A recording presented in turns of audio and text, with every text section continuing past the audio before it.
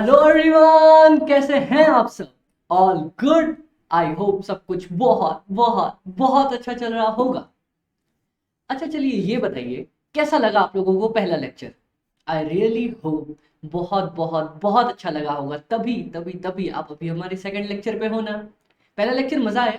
अगर मजा आया ना, मैंने आप लोगों को पहले लेक्चर में ही बोला था, अगर आप लोगों को लेक्चर पसंद आया हो या ना भी पसंद आया हो तो आप कमेंट करोगे, मेरे को मैसेज करोगे कि अमित भाई आपका लेक्चर अच्छा लगा, ये चीज़ें गलत लगी, ये चीज़ समझ नहीं आई, ये चीज़ बहुत प्यारी लगी, जैसा भी लगा ना फटाफट से आपको मेरे टेलीग्राम पे मेरे को पिंग करना है।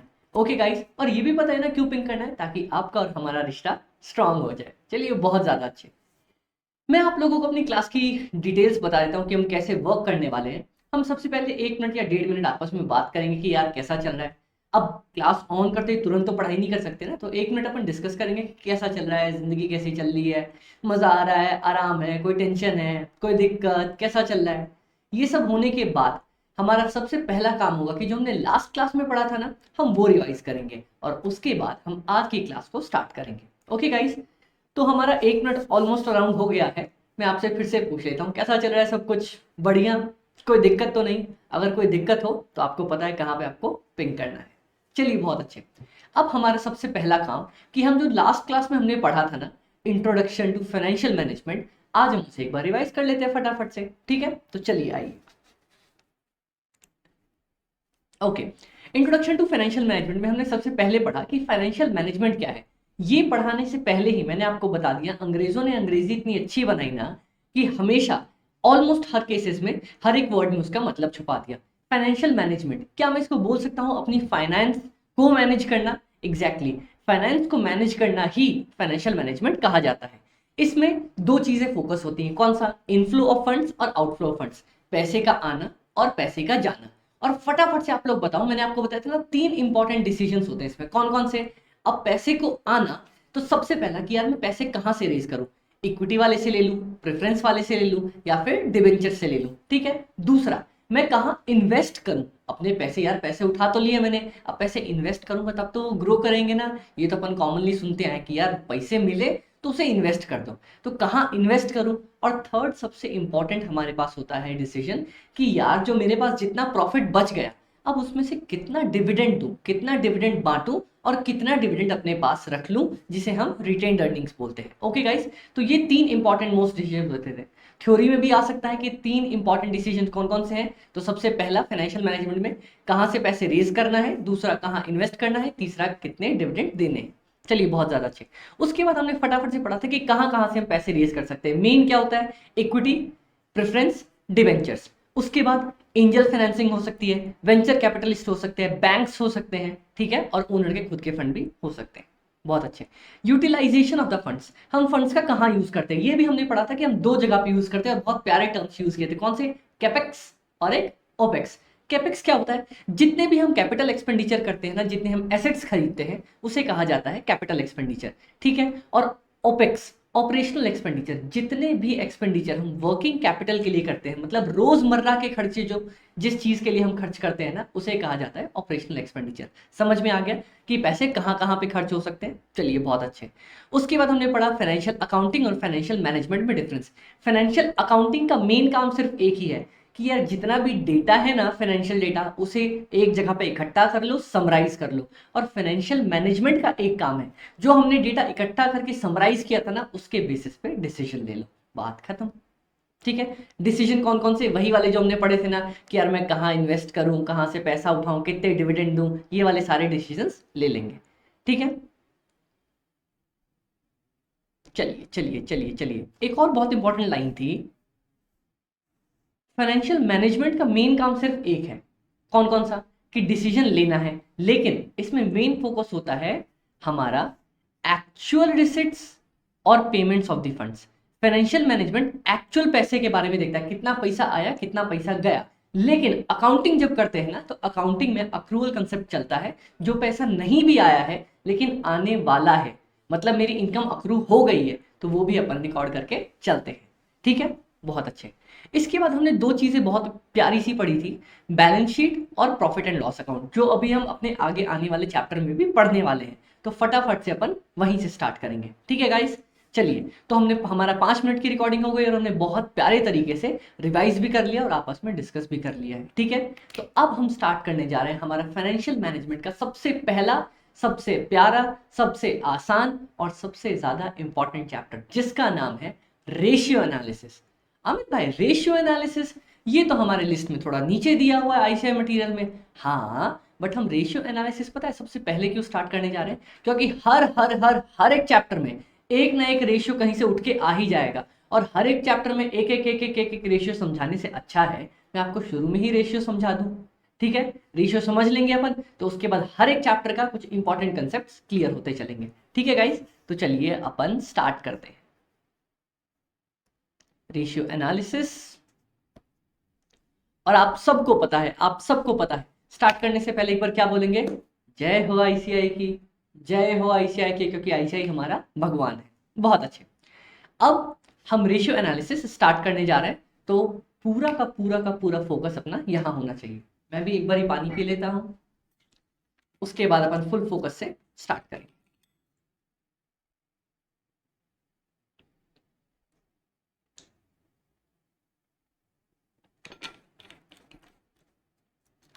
चलिए, तो क्लास स्टार्ट करने से पहले मैं टारगेट आप लोगों को बता देता हूं। आज हमारा टारगेट है कि हमें इस पूरे चैप्टर की थ्योरी को एटलीस्ट कंप्लीट करना है आज। ठीक है, अमित भाई हो जाएगी क्या?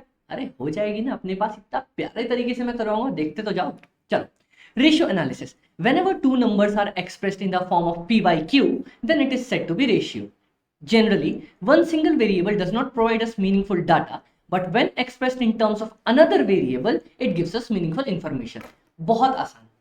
रेशियो एनालिसिस पता है क्या बोलता है? रेशियो बोलता है कि कभी भी किसी भी नंबर को p बाई क्यू के फॉर्म में, मतलब 1 डिवाइडेड बाय अदर, बीच में अगर डिवाइड का ये सिंबल आपको दिख रहा है, ये ब्लैक पेन दिख रहा है, ये दिख रहा है आपको? नहीं, ये तो नहीं दिखेगा, ब्लैक दिखेगा। ये डिवाइड का सिंबल दिख रहा है। जब भी किसी नंबर को हम a बाई बी के फॉर्म में या p बाई क्यू के फॉर्म में एक्सप्रेस करते हैं, उसे रेशियो कहा जाता है। उसके बाद इसने बोला बहुत प्यारे तरीके से कि यार एक चीज बताओ, अगर मैं आपको ये बोलूं कि एक कंपनी है जिसने 1 लाख रुपए कमाए हैं, तो आप क्या बोलोगे? कंपनी ने अच्छा परफॉर्म किया या बुरा परफॉर्म किया? कुछ लोग बोलेंगे अच्छा किया, कुछ लोग बोलेंगे बुरा किया। अब सुनना, कंपनी ने 1 करोड़ रुपए लगाए थे और तब 1 लाख रुपए कमाए है अमित भाई। हाँ, कंपनी ने 1 करोड़ रुपए लगाए थे, 1 लाख रुपए कमाए, चलो अच्छी बात है। अब मैं बोलता हूं दूसरी कंपनी ने भी 1 लाख रुपए कमाए, लेकिन उसने सिर्फ 10 लाख रुपए लगाए थे। अब बताओ कौन सी कंपनी अच्छी है? सब फटाफट से बोलेंगे कि अमित भाई दूसरी कंपनी अच्छी, क्योंकि उसने सिर्फ कम पैसे लगाए, 10 लाख रुपए, कमा लिए 1 लाख रुपए, और पहली वाली कंपनी ने लगाए थे 1 करोड़ रुपए, कमाए 1 लाख रुपए। आपने कैसे बता दिया कि दूसरी वाली कंपनी अच्छी है? आपने नंबर्स को रेशियो के फॉर्म में एक्सप्रेस किया। आपने बोला कि पहली कंपनी ने 1 लाख रुपए कमाए लेकिन 1 करोड़ रुपए लगाए थे, ठीक है, और दूसरी कंपनी ने 1 लाख रुपए कमाए लेकिन 10 लाख रुपए ही लगाए थे। तो इसने 0 इंटू, अगर इसको परसेंट में लिखने चलूं मैं, 100 से मल्टीप्लाई करके, 100 इंटू 1 इज इक्वल टू 1%, और इसको अगर 100 से मल्टीप्लाई करो तो 10%। मतलब पहली वाली कंपनी ने सिर्फ 1% रिटर्न कमाया है अपने लगाए हुए पैसे पे, और दूसरी वाली कंपनी ने 10% कमा लिया।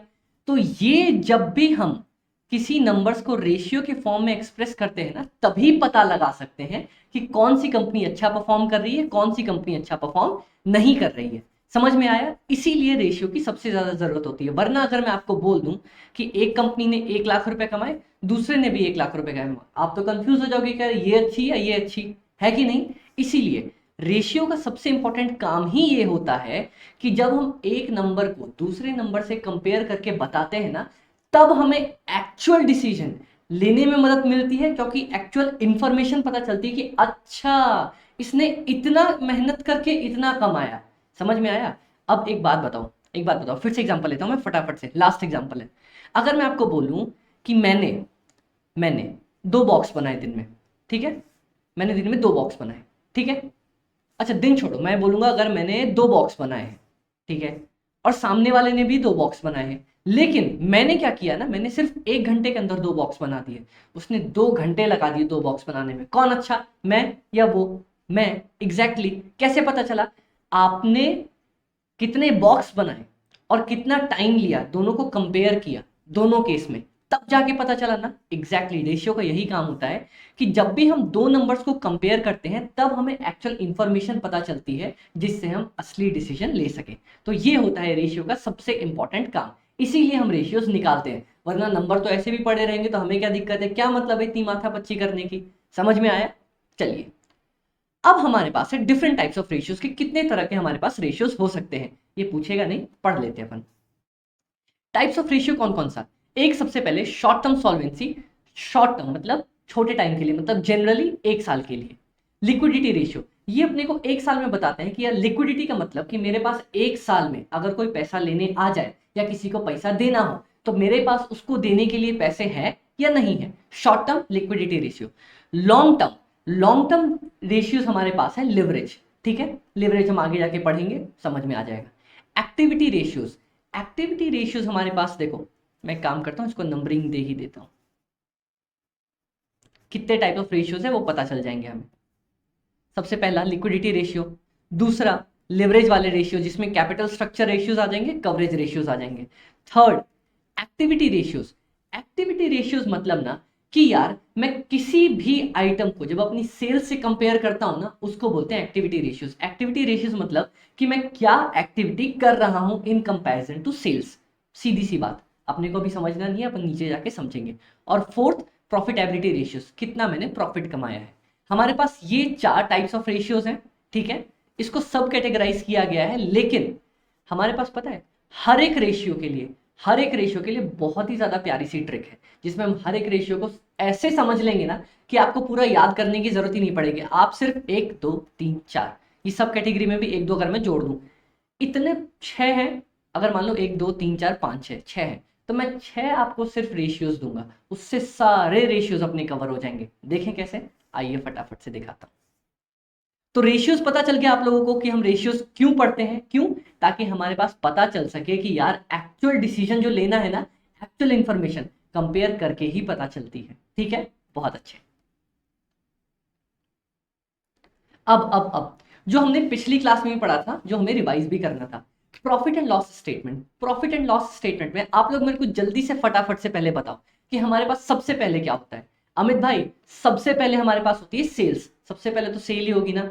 सेल में सबसे पहले माइनस करेंगे कॉस्ट ऑफ गुड्स सोल्ड, मतलब जो मैंने गुड्स बनाए हैं ना उसकी कॉस्ट क्या होती है। याद है ये हमने कॉस्ट शीट वाले चैप्टर में कॉस्ट में निकालना सीखा था, कॉस्ट एंड मैनेजमेंट अकाउंटिंग में कॉस्ट शीट चैप्टर में था ना, सबसे पहले वही पढ़ा है मैंने, ठीक है। हाँ, cost of goods sold minus कर देंगे, कर दिया। उसके बाद जितने भी हमारे पास ऑपरेटिंग एक्सपेंसेस हैं, ऑपरेटिंग एक्सपेंसेस बोले तो हमारे पास कोई एडमिन एक्सपेंस हो गया, सेलिंग एक्सपेंस हो गया, डिस्ट्रीब्यूशन एक्सपेंसेस हो गया, वो सारे माइनस कर देंगे। वो सारे माइनस करते ही हमारे पास आ जाएगा मेरा बहुत प्यारे तरीके से नेट प्रॉफिट। विजिबल है? थोड़ा सा बड़ा लिखता हूं, ये माइनस करते ही हमारे पास आ जाएगा हमारा नेट प्रॉफिट, जिसको हम earning before interest and tax भी बोलते हैं। Interest and tax earning before क्यों? क्योंकि हमने अभी तक इंटरेस्ट माइनस नहीं किया, टैक्स माइनस नहीं किया। विजिबल है? हाँ। अब मैंने आपको बताया था हमारे पास चार तरह के बंदे होते हैं जिनसे हम जनरली पैसा उठाते हैं और जिनको पैसा देना होता है। बंदों का नाम बताओ फटाफट से। सबसे पहला हम पैसे देते हैं डिवेंचर वालों को या फिर लोन वालों को। इनको क्या देते हैं ये भी बता दो मेरे को फटाफट से। इनको हम देते हैं इंटरेस्ट। हाँ अमित भाई, इनको इंटरेस्ट की पेमेंट करते हैं। उसके बाद हम किसको क्या पे करते हैं? उसके बाद हमारे पास आती है गवर्नमेंट, जिसको हम पे करते हैं टैक्सेस। हाँ अमित भाई, ये भी आपने बताया था, फर्स्ट नंबर पे इनको पे करेंगे, सेकंड नंबर पे इनको पे करेंगे। उसके बाद क्या पे करेंगे अपन? उसके बाद हम प्रेफरेंस वालों को पेमेंट करेंगे। तो आ जाओ फटाफट से, प्रेफरेंस शेयर होल्डर। और उसके बाद लास्ट में बचा कुछ अपन पे करते हैं इक्विटी वालों को, ठीक है। प्रेफरेंस वालों को क्या पे करेंगे अपन? प्रेफरेंस डिविडेंड, ये अपने सब इंट्रो वाले लेक्चर में पढ़ लिया था। और इनको पे करेंगे इक्विटी डिविडेंड। और जितना पैसा हमारे पास बच जाएगा, ये लास्ट पॉइंट था, जितना पैसा हमारे पास बच जाएगा, जरूरी नहीं कि जितना प्रॉफिट बच गया हम सारा का सारा इक्विटी डिविडेंड बांट दे, कुछ छोड़ भी देते हैं। जो छोड़ देते हैं उसको लास्ट में बोलते हैं अपन रिटेन्ड अर्निंग्स। समझ में आया? यहां तक हमने पढ़ा था। हाँ, अब आ जाओ फटाफट से मेरे को बता दो जल्दी जल्दी, किससे क्या माइनस करेंगे? Earning before interest and tax में से सबसे पहले इंटरेस्ट की पेमेंट कर दो। हाँ अमित भाई, इंटरेस्ट की पेमेंट कर देंगे। ये करते ही हमारे पास क्या आ जाएगा? अर्निंग बिफोर टैक्स, या फिर प्रॉफिट बिफोर टैक्स भी बोलते हैं अपन। इसमें से टैक्स की पेमेंट कर देंगे माइनस टैक्स की पेमेंट, क्या आ जाएगा? अर्निंग आफ्टर टैक्स या फिर प्रॉफिट आफ्टर टैक्स। ठीक है, इसमें से क्या माइनस करेंगे? अमित भाई थर्ड पेमेंट अपन करते हैं प्रेफरेंस डिविडेंड की। चलो प्रेफरेंस डिविडेंड की भी पेमेंट कर दी, तो क्या बच जाएगा? Earnings available to equity share holder. बात खत्म, बात खत्म। इसके बाद अगर हमें मान लो जितना भी हमने इक्विटी डिविडेंड दिया दिया या नहीं दिया, जो भी दिया, इक्विटी डिविडेंड पेमेंट किया, लास्ट में हमारे पास बच जाएगा रिटेन्ड अर्निंग्स। क्या यही था हमारे पास? Interest expense, tax expense, dividend to preference share holders, dividend to equity share holders, last में रिटेन्ड अर्निंग्स। ये हमारे पास प्रॉफिट एंड लॉस का फॉर्मेट है। यही फॉर्मेट पूरे एफएम में हर एक चैप्टर में चलता जाएगा, इसीलिए इसको कंठस्थ एकदम दिमाग में बिठा लेना। खून की नसों में यही फॉर्मेट दौड़ना चाहिए। ठीक है, समझ में आया? एक बार पढ़ो, दो बार पढ़ो, अपने आप याद हो जाएगा। ठीक है गाइस, चलिए। तो ये फॉर्मेट हमने याद कर लिया प्रॉफिट एंड लॉस का, बहुत अच्छे। अब पता है इसके बाद क्या करेंगे? इसके बाद हम सबसे पहला अपना फॉर्मूला स्टार्ट करने जा रहे हैं जिसका नाम है प्रॉफिटेबिलिटी रेशियोज। तो मैं पहले प्रॉफिटेबिलिटी रेशियोज के बारे में बता देता हूँ। प्रॉफिटेबिलिटी रेशियोज मतलब, एक चीज बताओ, अगर मैं बोलूं कि यार मैंने 100 रुपए का प्रॉफिट कमाया, तो क्या आपको समझ में आएगा कि मैंने क्या अच्छा परफॉर्म किया? नहीं। मान लो मैंने भी 100 का प्रॉफिट कमाया, सामने वाली कंपनी ने भी 100 का प्रॉफिट कमाया, ठीक है, लेकिन मैंने पता है क्या किया था? मैंने 200 रुपए ही लगाए थे। 200 रुपए लगा के 100 रुपए का प्रॉफिट कमाया। सामने वाले ने 500 रुपए लगा के 100 रुपए का प्रॉफिट कमाया। किसने अच्छा कमाया? जल्दी बताओ। आप सबका तेज दिमाग दौड़ा, आपने बोला अमित भाई आपने अच्छा कमाया क्योंकि आपने 200 रुपए लगाए, 100 रुपए का प्रॉफिट कमा लिया। ये जो प्रॉफिट वाले रेशियोज होते हैं ना, इनको बोला जाता है प्रॉफिटेबिलिटी रेशियोज। ठीक है, बहुत अच्छे। इनको निकालने का ना, ये देखो हमारे पास हर एक के लिए बेसिक ट्रिक है। इनको निकालने की सबसे बेसिक ट्रिक क्या? जो भी प्रॉफिट रेशियो बोला है ना हमारे पास, या तो बोलेगा ग्रॉस प्रॉफिट रेशियो, या तो बोलेगा नेट प्रॉफिट रेशियो, या फिर ऑपरेटिंग प्रॉफिट रेशियो। जो भी प्रॉफिट बोलेगा, जैसा भी फॉर्मूला होगा, वो प्रॉफिट ऊपर लिखना, नीचे लिखना सेल्स इंटू 100%, बात खत्म। बस है अमित भाई, इतना आसान? मैं दिखाऊं? देखो, एक चीज इसकी हमेशा याद रख लेना कि ये प्रॉफिटेबिलिटी रेशियोज हमेशा हमेशा हमेशा परसेंटेज के टर्म्स में ही हमारे पास निकल के आते हैं, क्योंकि इंटू 100% किया था ना हमने, इंटू 100% किया था। ठीक है, अब मैं बताना सिखाऊं। देखो, ग्रॉस प्रॉफिट रेशियो, याद है हमने ग्रॉस प्रॉफिट निकाला था? ये देखो फटाफट से देखो, ये माइनस करते ग्रॉस प्रॉफिट रेशियो आया था ना। हाँ, अब ग्रॉस प्रॉफिट रेशियो क्या होगा? अमित भाई आपने बोला कोई भी इनकम या एक्सपेंस ऊपर लिख दो जो क्वेश्चन में मांगा गया है, नीचे सेल्स इंटू 100%। क्वेश्चन में क्या मांगा? क्वेश्चन में मांगा ग्रॉस प्रॉफिट रेशियो, ऊपर लिख देंगे ग्रॉस प्रॉफिट, नीचे लिख देंगे सेल्स इंटू 100, बस बात खत्म। नेट प्रॉफिट रेशियो, ऊपर लिख देंगे नेट प्रॉफिट, नीचे लिख देंगे सेल्स इंटू 100, बात खत्म। ठीक है, समझ में आ गया? ग्रॉस प्रॉफिट का मतलब, ग्रॉस प्रॉफिट अपन ने निकालना सीखा। नेट प्रॉफिट मतलब अर्निंग आफ्टर टैक्स। ये देखो,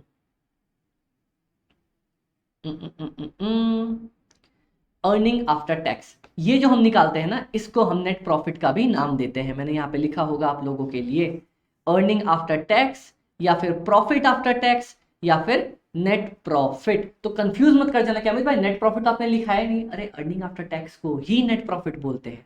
ठीक है, चलिए।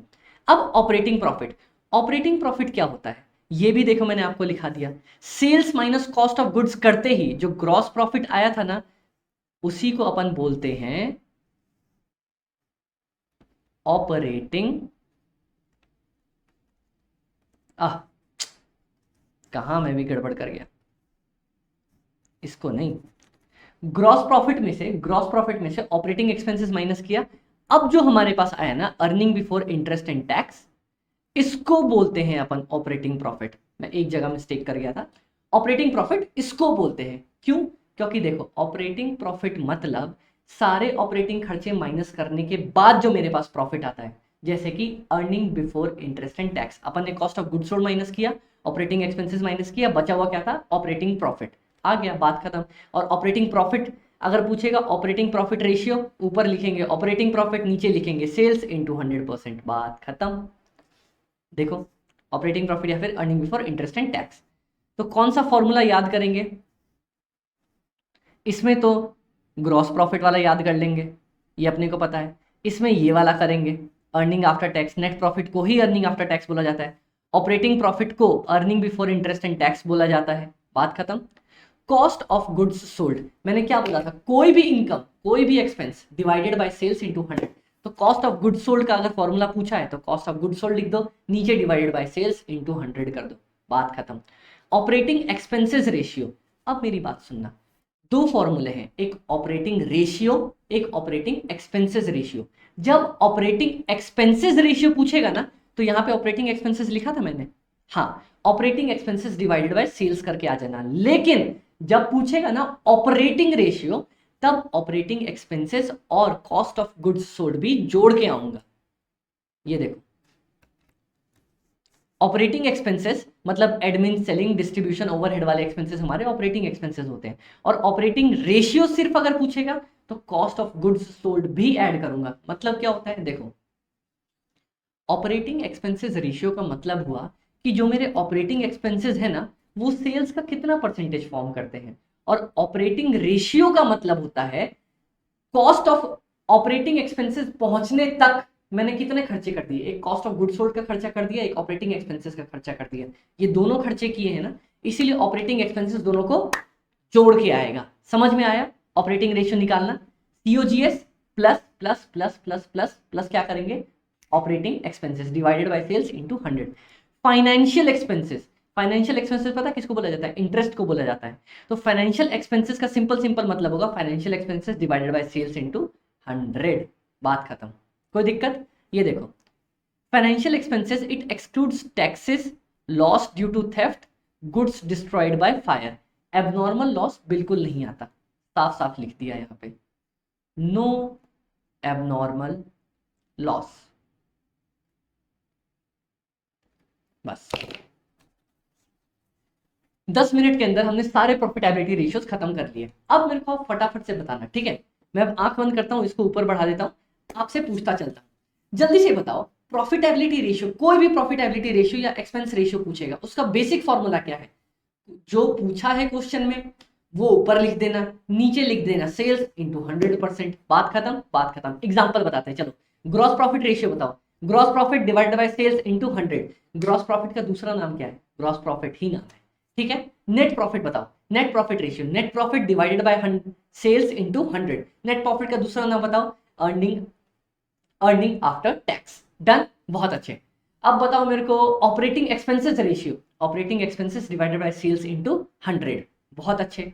अब बताओ ऑपरेटिंग रेशियो, दोनों को जोड़ना है, COGS plus operating expenses divided by sales into 100। Done क्या? बहुत ही प्यारे तरीके से आपने सॉल्व किया। प्रॉफिटेबिलिटी रेशियोज का बेसिक समझ में आ गया? हाँ। तो अपने को ये सब इतने सारे फॉर्मूले याद करने हैं या ऊपर वाला याद करना है? सिर्फ एक ये याद करना है ना? अमित भाई ने देखो आपको कितने याद करवाए अभी तक। अमित भाई आपने सिर्फ एक फॉर्मूला याद करवाया। डन। अब मेरी बात सुनो मेरे भाई, मेरी बात सुनो ध्यान से। बैलेंस शीट, क्या मैंने आपको बैलेंस शीट बताई थी कि अपने को जैसे अभी सार्थक सर पढ़ाते इतने प्यारे तरीके से अकाउंट्स में ये उतना लंबा बनाना है? क्या नहीं, सार्थक सर हमसे बड़े हैं, सार्थक सर जैसा सिखा रहे हैं आपको वहीं पे अप्लाई करके आना है। हमें क्या करना है? हमें तो भाई, मैं तो छोटा सा आदमी हूँ, तो मैं आपको छोटी सी बैलेंस शीट बनाना सिखाऊंगा। कैसे? टी फॉर्म में बनाना सिखाऊंगा। चलो फटाफट से, ठीक है, स्टार्ट करते हैं। इस साइड अपना एसेट, इस साइड अपनी लाइबिलिटी। मैंने आपको एसेट और लायबिलिटी दोनों की डेफिनेशन दी थी। एसेट का मतलब क्या होता है? या तो मैंने कहीं पैसे इन्वेस्ट किए हैं, या तो मेरे को कहीं से पैसे आने वाले हैं, ठीक है? मैंने दो ही चीज बोली थी, या तो मैंने पैसे कहीं इन्वेस्ट किए हैं या पैसे कहीं आने वाले हैं। कहाँ कहाँ इन्वेस्ट कर रखा है? देखो, फिक्स्ड एसेट्स में, प्लांट मशीन फर्नीचर के अंदर। करेंट एसेट्स में इन्वेंट्री, इन्वेंट्री बेचूंगा तो पैसे आएंगे ना। डेटर, डेटर मेरा पैसे लेके बैठा है, वो मेरे को पैसे देगा ना। कैश और बैंक तो आता ही है। एक्यूमुलेटेड लॉसेस और प्रिलिमिनरी एक्सपेंसेस, ये दोनों पॉइंट हमेशा याद रखना, ये पूछता ही पूछता है। अब तो वैसे एग्जिस्ट नहीं करते, लेकिन फिर भी इंस्टीट्यूट डाल देता है। तो पता है क्या? मान लो मैंने कोई भी लॉस एक्यूमुलेट करके रखा है, या प्रिलिमिनरी एक्सपेंसेस मतलब सारे एक्सपेंसेस मैंने एक बार में दे दिए, लेकिन अब मैं उसको टुकड़ों टुकड़ों में बैलेंस शीट में डालने वाला हूं, तो ये दोनों भी अपने पास यहीं पे आने वाले हैं। कोई दिक्कत यहां तक नहीं?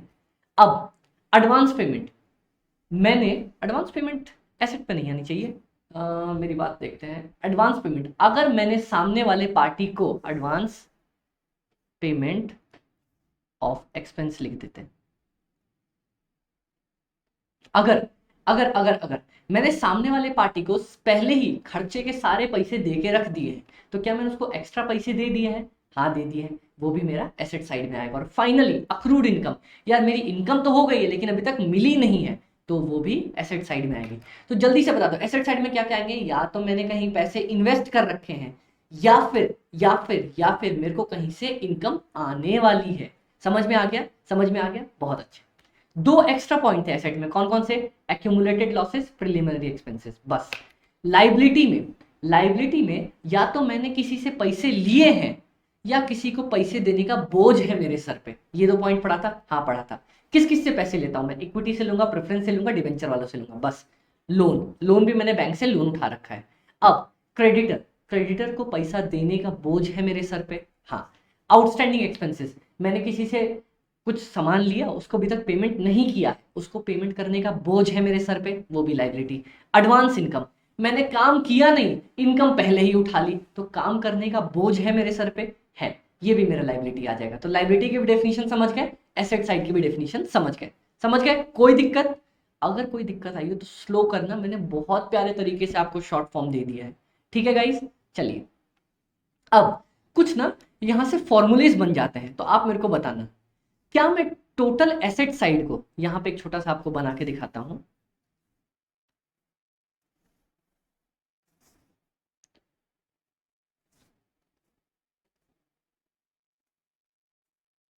अरे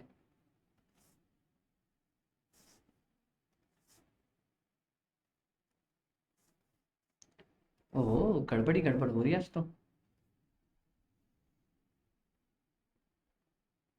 चलो कोई बात नहीं, इधर ही लिख देते हैं। ये देखो, ये मेरा टोटल एसेट साइड है और यहां पे है मेरा कैपिटल प्लस लाइबिलिटी।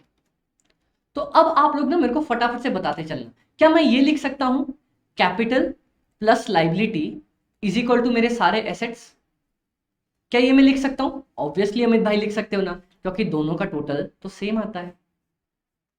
ये तो अपने को पता है ना, दोनों का टोटल सेम आता है, बैलेंस शीट बनाते आ रहे हो यार, इतना तो मत कंफ्यूज करना। Total assets is equal to capital plus liability. अब सुनो, शेयर होल्डर्स की इक्विटी, शेयर होल्डर्स की इक्विटी क्या क्या होती है? Equity share capital, reserve and surplus, minus जब भी ये एक्यूमुलेटेड लॉसेज या प्रिलिमिनरी एक्सपेंसेस दिखे ना, जब भी, तो इसको हमेशा हमेशा हमेशा इक्विटी में से माइनस कर देना, तब निकलेगी मेरी एग्जैक्ट शेयर होल्डर्स इक्विटी। अगर ये दिया हो, बहुत कम क्वेश्चंस में दिया होगा, पर दिया होगा तो माइनस कर देना। क्या करेंगे जल्दी से बताओ। शेयर होल्डर की इक्विटी किस किस को बोलते हैं? Equity share capital plus reserve and surplus minus अगर कहीं गलती से प्रिलिमिनरी एक्सपेंसेस या एक्यूमुलेटेड लॉसेस दिए होंगे। डन, बहुत अच्छे। नेटवर्थ, नेटवर्थ पता है क्या होती है? नेटवर्थ मतलब कंपनी की क्या वैल्यू चल रही है अभी, उसको बोला जाता है नेटवर्थ। तो देखो, fixed assets, current assets minus total liabilities. अब एक चीज बताओ, नेटवर्थ मतलब कि कंपनी की अभी टोटल क्या वैल्यू चल रही है, क्या मैं ये बोल सकता हूं? अब मेरी बात सुनो, यहां पे देखना, नेटवर्थ निकालने के दो तरीके।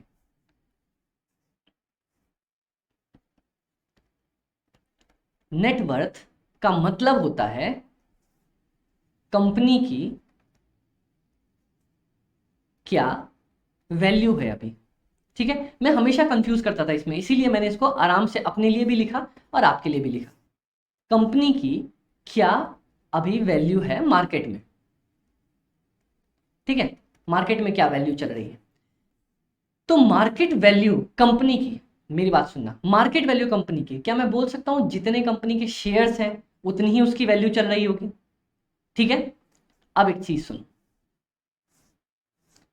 इक्विटी शेयर्स की मार्केट वैल्यू, ठीक है। अब इस पूरे फॉर्मूले में से ये जो हमारे पास यहां चल रहा है, इक्विटी और प्रेफरेंस को साथ ही जोड़ के चलते हैं हम। अब मेरी बात सुनो, क्या मैं टोटल एसेट्स में से fixed assets plus current assets सारी लाइबिलिटीज यहां तक की माइनस कर दूंगा, तो क्या मेरे पास ये चीज नहीं निकल के आ जाएगी सीधे सीधे डायरेक्ट? ये देखो, ये मान लो मेरा एक्स है, ये मान लो मेरा इतना दूर का y एरिया है और ये पूरा का पूरा z है, ठीक है। तो अगर मेरे को x निकालना है, अभी हम मैंने पढ़ा x plus y is equal to z, तो अगर मेरे को x ही चाहिए तो z माइनस वाई नहीं कर दूंगा, तब भी तो आ जाएगा, सीधी सी तो बात है।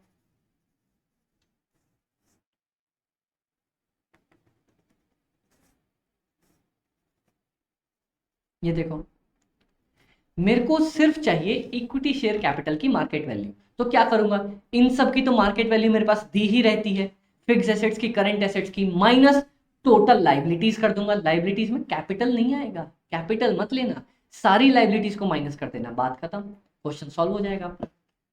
इससे हमारे पास नेटवर्थ निकल जाएगी। ये देखो, fixed assets current plus current assets, मतलब टोटल एसेट्स ले लिया माइनस टोटल लाइबिलिटीज, कैपिटल को छोड़ के, या फिर मैंने क्या बोला था, इक्विटी शेयर की मार्केट वैल्यू, तो इक्विटी शेयर कैपिटल ले लो, रिजर्व एंड सरप्लस ले लो, प्रेफरेंस भी ले लो, और अगर कोई प्रिलिमिनरी एक्सपेंसेस है तो हमेशा जब भी प्रिलिमिनरी एक्सपेंसेस दिखे ना, मैं यहां पे लिख देता हूं,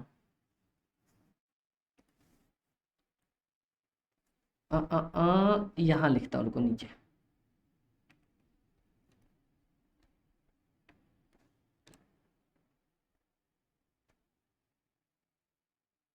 चलो चलो चलो, आ गया, इंपॉर्टेंट है, आप लोग भी लिख लेना नोट्स में। whenever we find accumulated losses or preliminary expenses in balance sheet,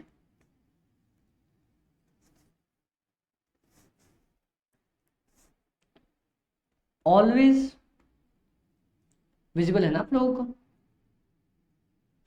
always deducted from equity share capital. जब भी ये दिख जाए ना, फटाक से इसको सबसे पहले तो इक्विटी शेयर कैपिटल से माइनस ही कर देना, और कुछ मत करना, ठीक है। तो नेटवर्थ के दो तरीके, कौन कौन से, सारे एसेट्स जोड़ के सारी लाइबिलिटीज माइनस कर दो, या फिर इक्विटी शेयर कैपिटल जोड़ दो, रिजर्व एंड सरप्लस जोड़ दो, प्रेफरेंस जोड़ दो, और क्या माइनस कर दो, प्रिलिमिनरी एक्सपेंसेस या एक्यूमुलेटेड लॉसेस। डन, चलो। कैपिटल इंप्लॉयड, अरे कैपिटल इंप्लॉयड तो बहुत ज्यादा आसान है, क्या क्या कैपिटल लगाते हैं, तीन ही तो कैपिटल लगती है, इक्विटी शेयर कैपिटल, प्रेफरेंस और डिवेंचर्स, बात खत्म। ये देखो, equity share capital, reserve and surplus तो हमेशा चिपका ही रहता है साथ में, प्रेफरेंस और डिवेंचर, एक सेकंड, डिवेंचर ऐड होगा, डिवेंचर ऐड करेंगे, और प्रीलिमिनरी एक्सपेंसेस तो हमेशा माइनस करके चलते ही चलते हैं, या फिर fixed assets plus current assets, मतलब टोटल एसेट्स माइनस, इस बार टोटल लाइबिलिटी नहीं करेंगे, इस बार सिर्फ और सिर्फ करंट लाइबिलिटी करेंगे। क्यों? क्योंकि लोन या डिवेंचर भी तो मेरा कैपिटल ही है ना, लोन ले रखा है या डिवेंचर ले रखा है, वो भी तो मेरा कैपिटल ही आता है। इस बार देखो, नेटवर्थ में और इसमें क्या दिक्कत, क्या डिफरेंस था, नेटवर्थ में हमने टोटल एसेट्स में से यहां तक के सारे पार्ट माइनस कर दिए थे, कहां तक के, यहां तक के, नीचे वाले सारी लाइबिलिटीज माइनस कर दी थी। पर कैपिटल इंप्लॉयड निकालने के लिए हमने जितनी भी करंट लाइबिलिटीज है ना, सिर्फ वो माइनस करी है टोटल एसेट्स में से। अब समझ में आएगा, अब कोई दिक्कत तो नहीं रहेगी, तो जल्दी फटाफट से बताओ, अगर टोटल एसेट्स में से सिर्फ करंट लाइबिलिटी माइनस कर रहा हूं, क्या निकलेगा, कैपिटल इंप्लॉयड। अगर टोटल एसेट्स में से टोटल लाइबिलिटीज माइनस कर रहा हूं, तो क्या निकलेगा, नेटवर्थ। समझ में आ गया, समझ में आया, चलो ये भी लिखवा दूं क्या, लिख लो, फटाफट से लिख लो, क्योंकि इसके बाद सिर्फ और सिर्फ फॉर्मूलेज आएंगे जो अपन फटाफट से सॉल्व करेंगे।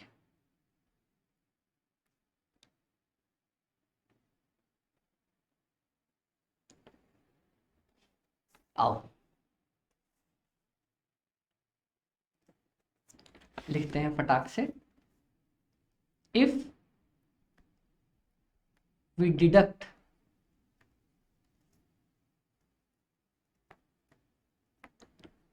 total liabilities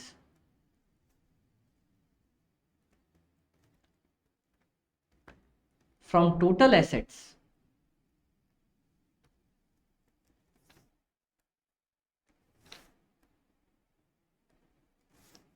we get, जल्दी से बताओ क्या निकलता है अपना, नेटवर्थ।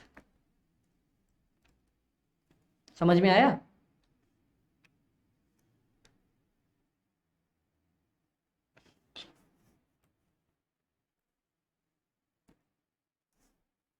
और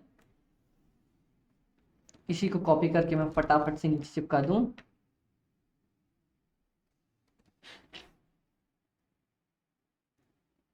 बस, इफ वी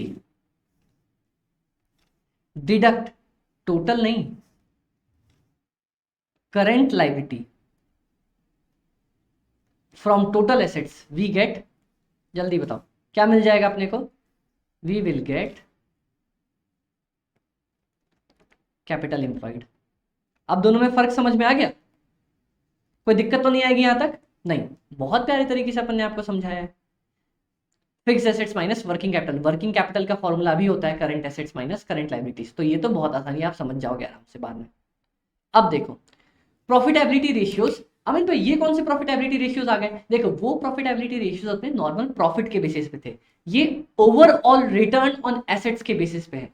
जब भी रिटर्न ऑन एसेट्स के बेसिस पे पूछेगा ना, तब का भी फॉर्मूला मैं आपको बताता हूं। जब भी रिटर्न का पूछेगा, एक तो अपन ने भी पढ़ा प्रॉफिटेबिलिटी में कि डायरेक्ट प्रॉफिटेबिलिटी पूछ रहा है, net profit, gross profit, operating profit, ये वाला। अब जब भी रिटर्न का आ जाएगा ना, रिटर्न, तो एक ही फॉर्मूला लगा के आएंगे। कौन सा?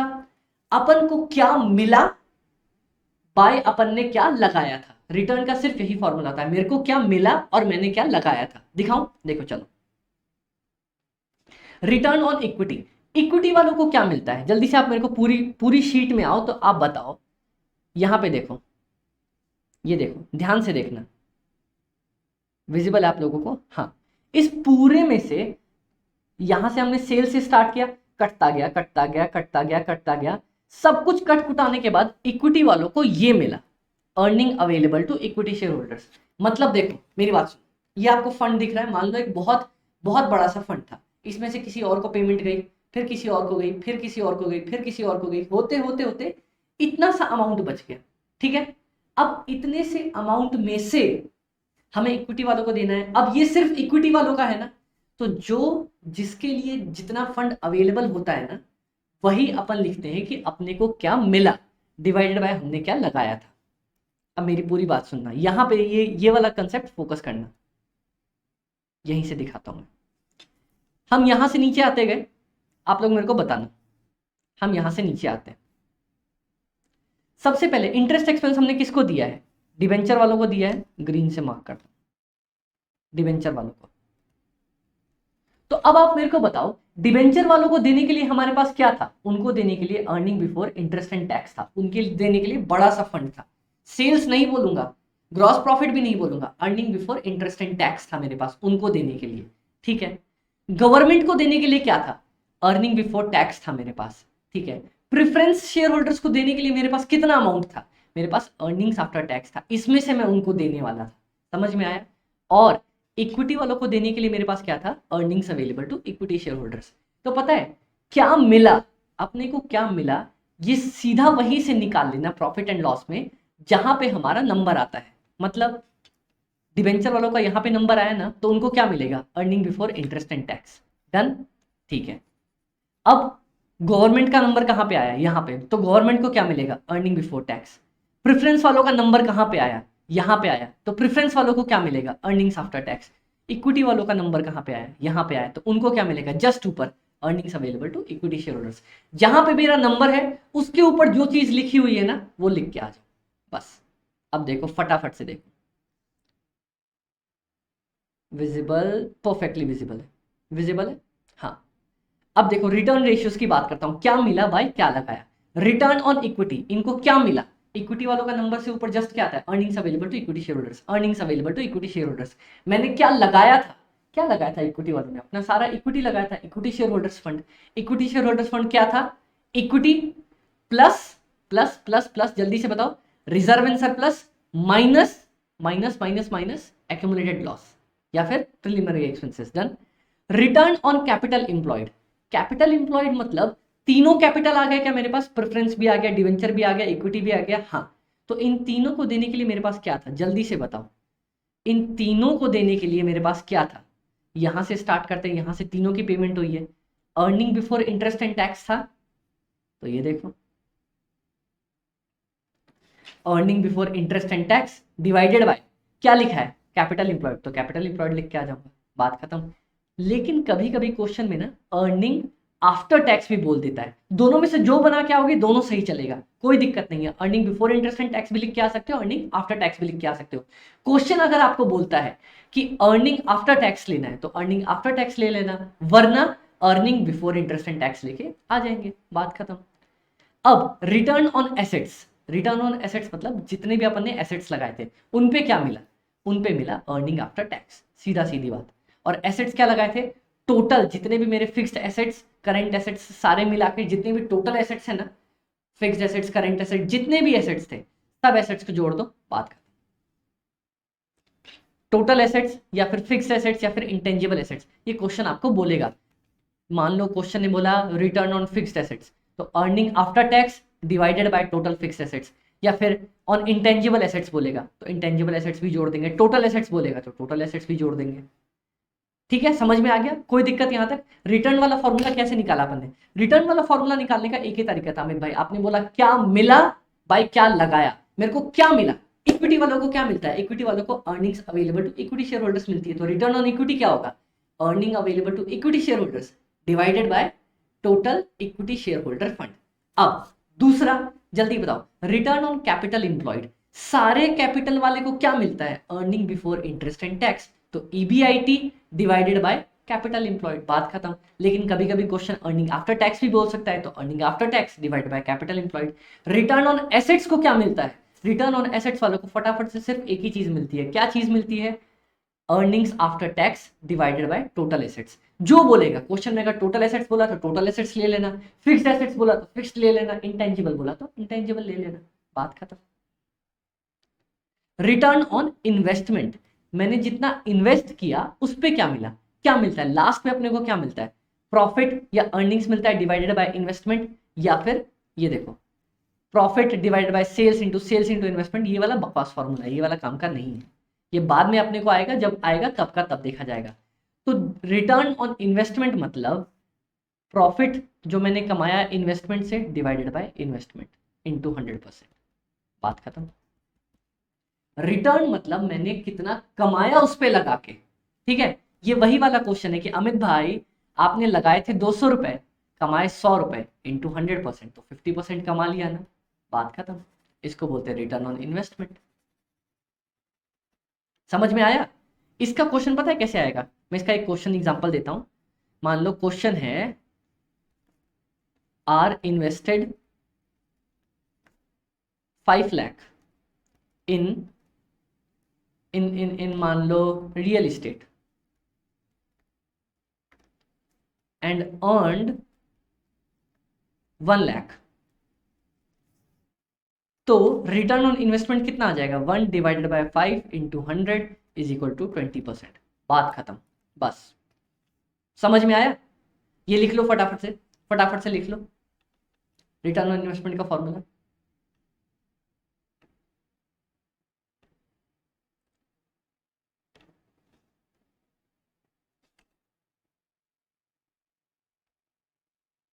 ये वाला फॉर्मूला मैं आपको नीचे दोबारा से समझाने वाला हूं, तो ऊपर यहाँ पे समझ के फायदा नहीं है, ठीक है, नीचे आएगा अपने पास। कट नहीं करते, कॉपी अच्छी नहीं लगती। डन, लिख लिया आप लोगों ने, चल।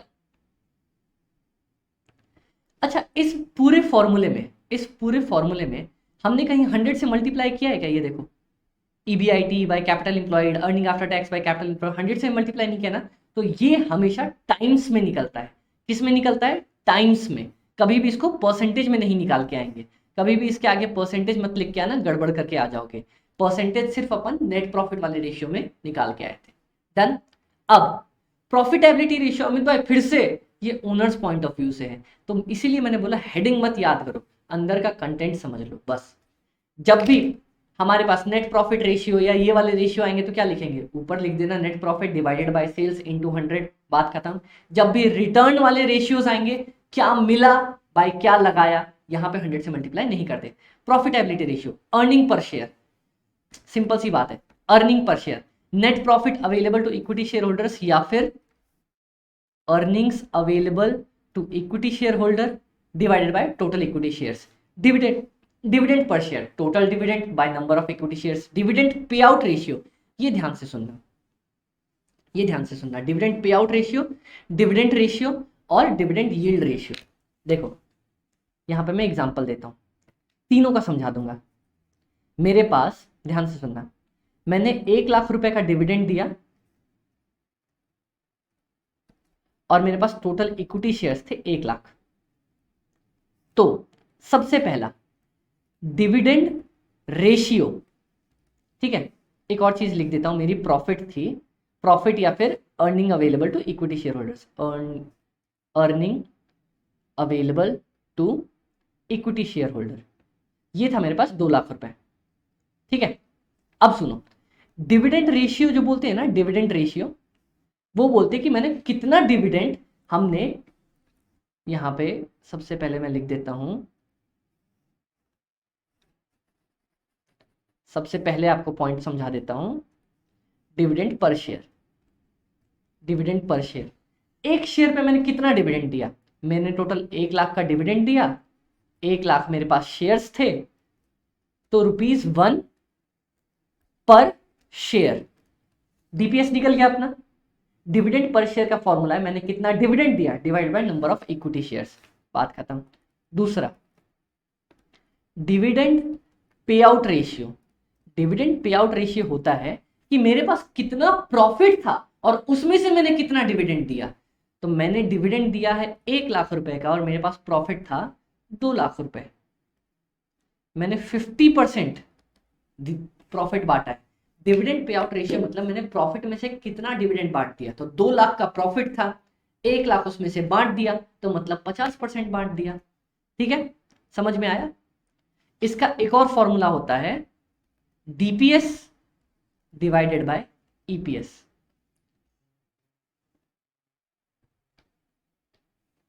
उसके बाद third, dividend yield ratio. Yield ratio पता है क्या होता है, डीपीएस बाय एमपीएस, ये मार्केट प्राइस से कंपेयर करता है। तो बस ये तीन अपने पास क्वेश्चन पूछ सकता है अपने पास। अगर फटाफट से बताओ, पूछेगा कि डिविडेंड पर शेयर क्या होता है, तो total dividend divided by total number of equity shares.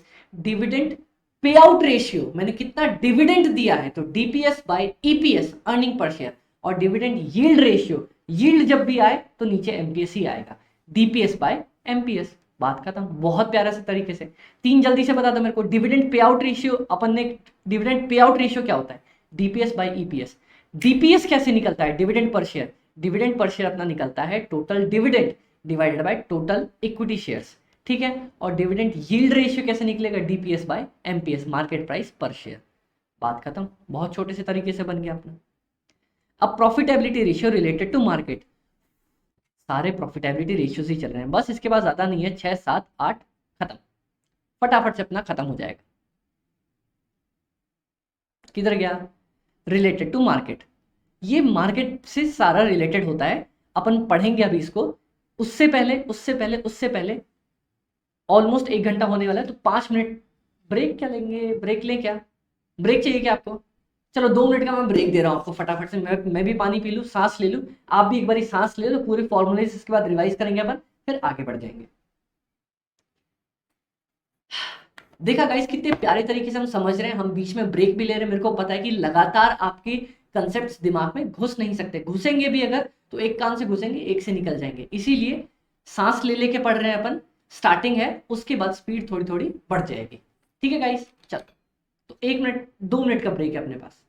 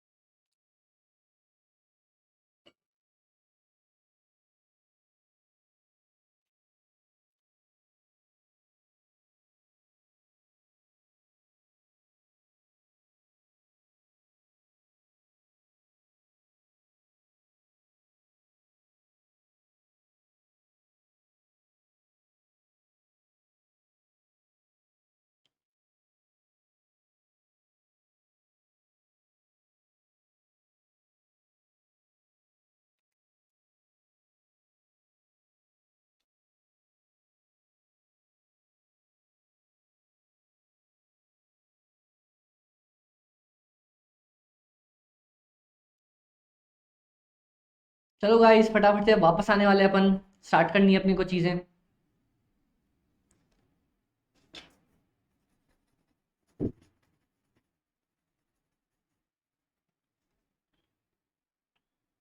Visible है आप लोगों को?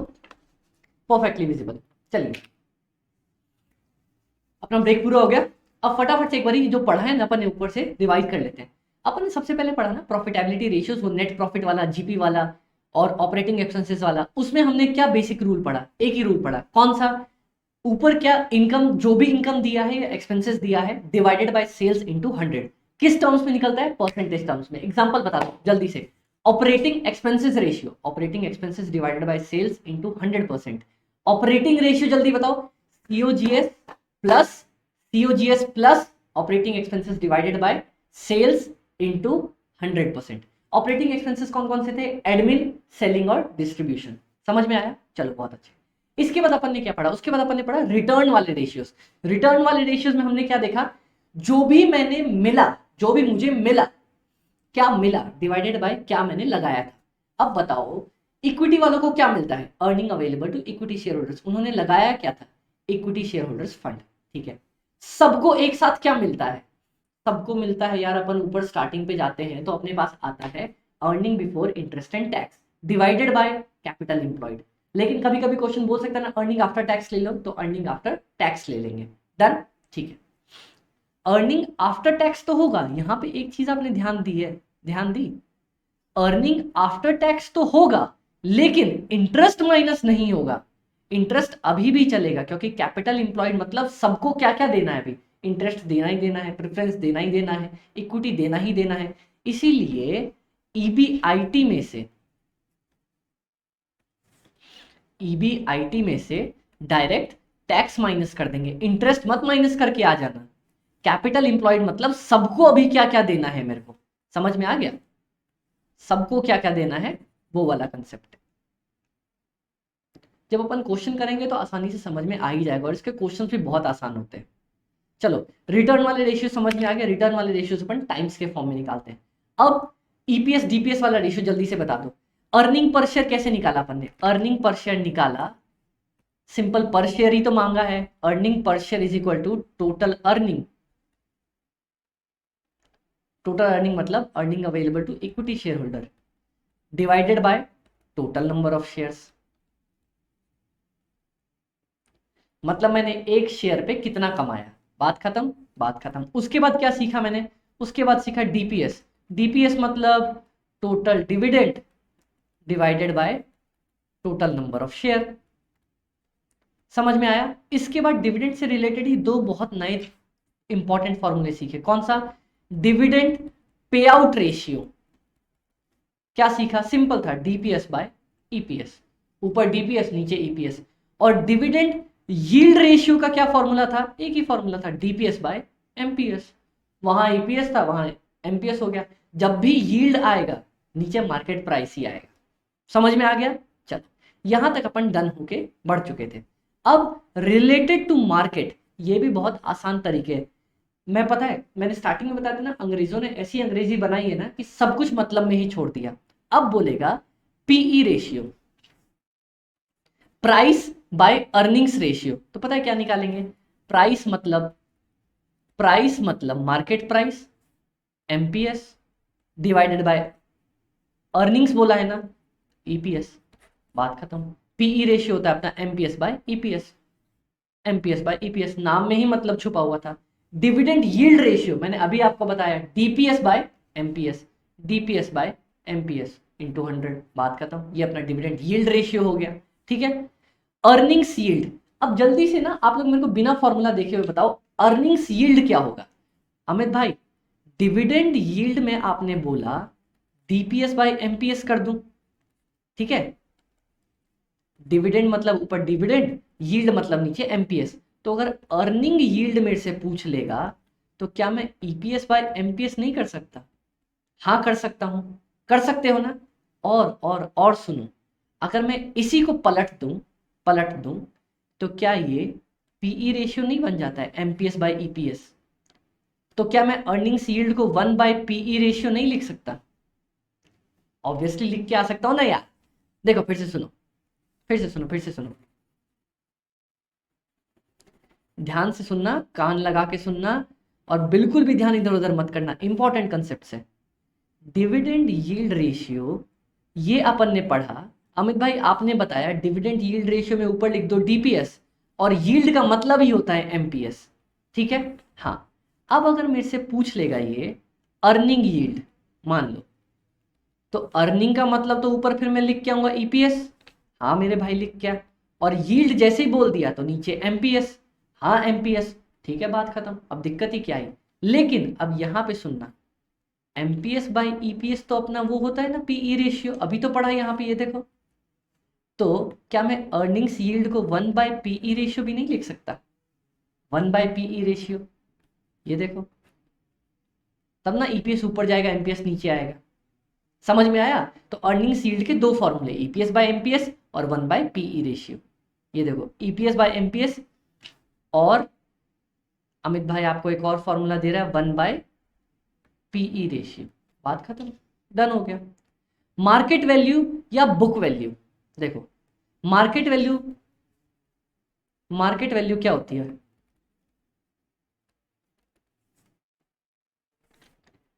एमपीएस मार्केट प्राइस पर शेयर इनटू टोटल शेयर्स। अरे सीधी सी बात है ना, बोलेगा कि मेरी टोटल मार्केट वैल्यू कितनी चल रही है, एक शेयर की मार्केट प्राइस निकाल लो, into total number of share से मल्टीप्लाई कर दो, देख लो।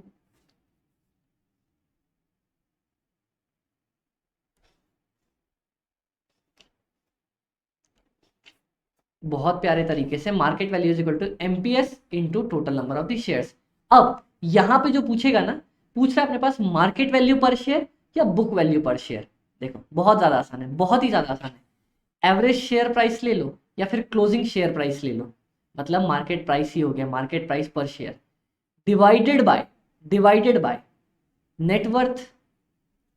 नेटवर्थ मतलब मेरी टोटल वैल्यू कितनी चल रही थी, bye number of equity share. हो गया, बात खत्म।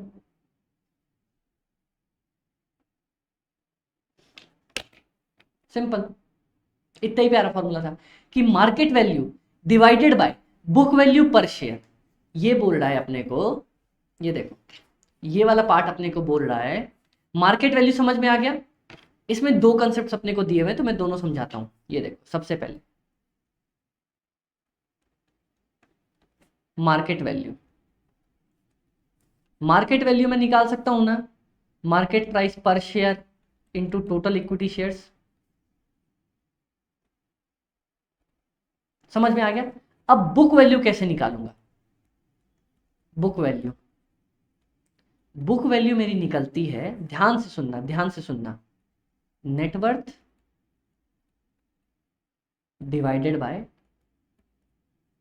Total equity shares. ये आती है मेरी बुक वैल्यू पर शेयर।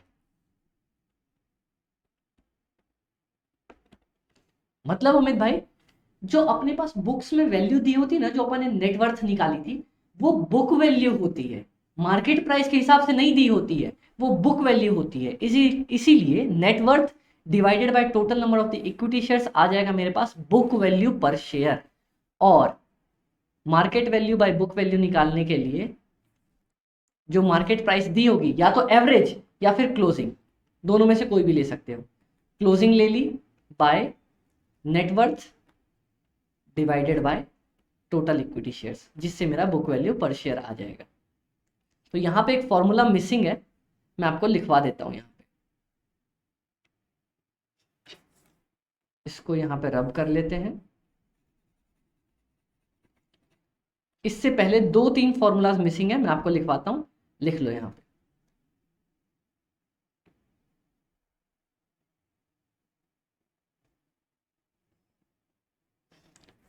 सबसे पहला, आ जाओ मेरे साथ साथ, कौन सा फॉर्मूला मिसिंग है? एक तो मिसिंग है मार्केट प्राइस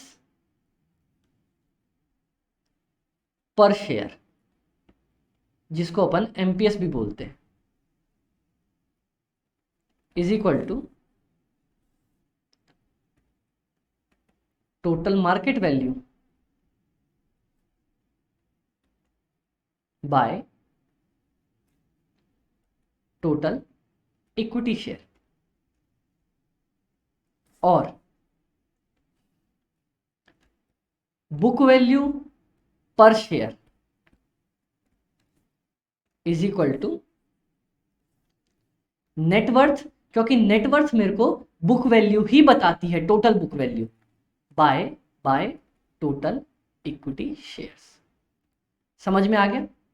अब मेरे को अगर बोलेगा market value by book value निकालने के लिए, तो बस एवरेज शेयर प्राइस दिया होगा, मार्केट प्राइस ये वाला फॉर्मूला ना जनरली हमारे पास हमेशा क्वेश्चन में सॉल्व दिया ही होता है मार्केट प्राइस।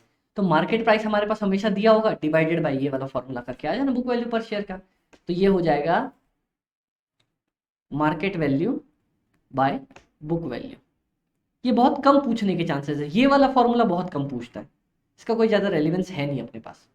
ठीक है, डन गाइस। और एक ये इंपॉर्टेंट फॉर्मूला क्यू रेशियो, पता नहीं क्यों दिया है, इसीलिए इसका नाम भी क्यों है, क्यों दिया है, market value of the equity and liabilities divided by estimated replacement cost of the assets, market value of the company by assets का रिप्लेसमेंट कॉस्ट। इसका कोई मतलब नहीं है, बेमतलब दे दिया अपने को बस फॉर्मूला एक बनाने के लिए। तो ये वाला फॉर्मूला इंपॉर्टेंट है क्योंकि इसका कुछ भी नहीं बनता अपने से, बस इसको याद कर लो। ओ ओ ओ एक सेकंड आ गाइस, एक सेकंड बस, ये अपनी बैटरी थोड़ी पॉज हो गई है, बहुत लो हो गई, अपने को एक बार रिचार्ज करना पड़ेगा। चलो गाइस, तो वी आर बैक। हमने क्यू रेशियो लास्ट में पढ़ा, क्यू रेशियो थोड़ा सा अपने लिए इंपॉर्टेंट है। इसमें सिर्फ एक चीज बोलता है, market value of the company divided by replacement cost of the asset. बस ये पूछेगा नहीं, बहुत कम चांसेस है, लेकिन अगर अपनी किस्मत ही खराब हो गई तो भाई क्या ही कर सकते हैं, इसलिए अपन इसको पढ़ लेंगे। ये है क्यू रेशियो, क्यों दिया है, क्यों पता। ठीक है गाइस, समझ में आया? तो अपन ने यहाँ पे बहुत बहुत बहुत प्यारे तरीके से ये वाले फॉर्मूलेस भी अपन ने समझ ली, प्रॉफिटेबिलिटी रिलेटेड टू मार्केट। कौन कौन से थे जल्दी से मेरे को बता दो। एक तो अपन ने पीई रेशियो पढ़ा, नाम में ही दिया था, P price, market price divided by E मतलब ईपीएस, एमपीएस बाय ईपीएस। उसके बाद डिविडेंड यील्ड अपन ऊपर ही पढ़ के आए थे, earning yield EPS divided by MPS. उसके बाद अपन ने पढ़ा market value divided by book value. Market value का तो सिंपल है, क्लोजिंग प्राइस उठा लेंगे, और बुक वैल्यू का मतलब net worth divided by total equity shares. Done, चलो। और लास्ट में पढ़ा क्यू रेशियो। क्यू रेशियो मतलब market value of the company दी होगी डिवाइडेड बाय जितना मेरा एसेट्स है ना, एसेट्स उसकी रिप्लेसमेंट कॉस्ट। रिप्लेसमेंट कॉस्ट मतलब कि यार अगर मैं अभी एसेट को बदलने जाऊं ना, अभी मान लो मेरे पास ये एक माउस पड़ा हुआ है, ये आपको माउस दिख रहा है, अभी अगर मैं नया माउस लेने जाऊं तो क्या कॉस्ट पड़ेगी, उसको बोलते हैं रिप्लेसमेंट कॉस्ट। ये भी क्वेश्चन में साफ साफ दिया होगा, इसके क्वेश्चन में सब कुछ साफ साफ ही दिया होगा। अपने पास अगला आता है एक्टिविटी रेशियो। एक्टिविटी रेशियो बहुत ज्यादा आसान है, पता है क्या, एक्टिविटी रेशियो में इसका जनरली नाम टर्नओवर रेशियोज भी है। तो इसमें सिर्फ एक ही चीज बोलता है, सिर्फ और सिर्फ जो भी दिया होगा ना, जो भी अपने से मांगा होगा, जो भी मांगा होगा उसको नीचे लिख देना, ऊपर सेल्स लिख देना। जैसे याद है हमने प्रॉफिटेबिलिटी रेशियो ऊपर सबसे पहले नेट प्रॉफिट वाले में क्या किया था, जो भी मांगा था, जैसे मान लो जीपी रेशियो मांगा था तो मैंने जीपी को ऊपर लिखा, सेल्स को नीचे लिखा, इन 200 करके बात खत्म किया। यहां पे पता है क्या करूंगा, उल्टा, टर्नओवर रेशियोज में सेल्स ऊपर होगा, जो नीचे मांगा होगा उसको नीचे लिख देंगे, बात खत्म। दिखाऊं कैसे, total assets turnover ratio, total assets turnover ratio मतलब कि मेरी जो टोटल एसेट्स हैं वो सेल्स को कितने टाइम्स कवर करते हैं, तो बस सेल्स लिख दूंगा डिवाइडेड बाय टोटल एसेट्स। कभी कभी क्वेश्चन बोलेगा कॉस्ट ऑफ गुड सोल्ड डालने के लिए, आप सेल्स ही समझ के चलो, sales by total assets. Fixed assets turnover ratio, sales by fixed assets, बात खत्म।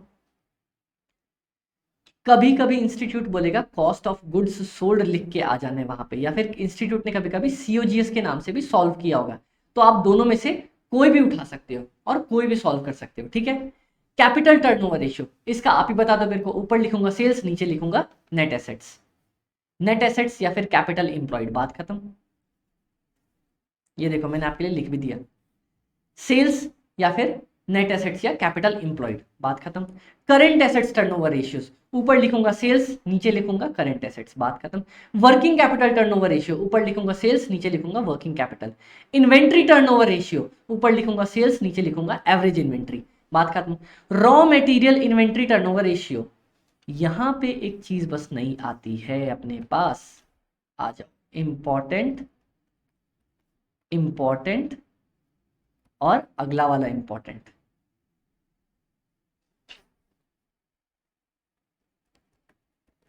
ठीक है, चलो पहले ना, उससे पहले आप लोग मेरे को यहां तक बताओ, टर्न ओवर रेशियोज में क्या करते हैं हम? अमित भाई सिंपल फॉर्मूला है, ऊपर लिखेंगे सेल्स और नीचे लिखेंगे जो भी दिया हो। याद रखना सेल्स की जगह पे कभी कभी institute cost of goods sold भी लेके चलता है। ठीक है, तो अपन क्वेश्चन देखेंगे, जो बोला होगा वैसा करके आएंगे। अब सुनो, मान लो कैपिटल टर्नओवर रेशियो है, तो ऊपर सेल्स नीचे कैपिटल एम्प्लॉयड, बात खत्म। चलो इन्वेंट्री टर्नओवर रेशियो, ऊपर सेल्स या फिर सीओजीएस या फिर नीचे लिख देंगे एवरेज इन्वेंट्री, इनटू 100 नहीं है, टाइम्स में आता है ये। अच्छा, फिक्स्ड एसेट्स टर्नओवर रेशियो, ऊपर लिखेंगे sales COGS divided by fixed assets, बात खत्म। समझ में आ गया?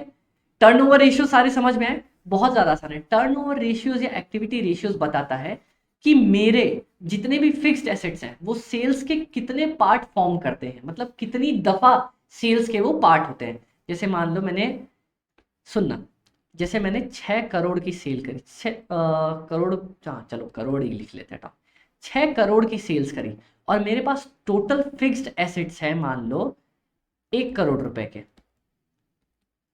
तो मतलब मेरी जो सेल्स है ना वो मेरी एसेट्स की कितनी दफा है?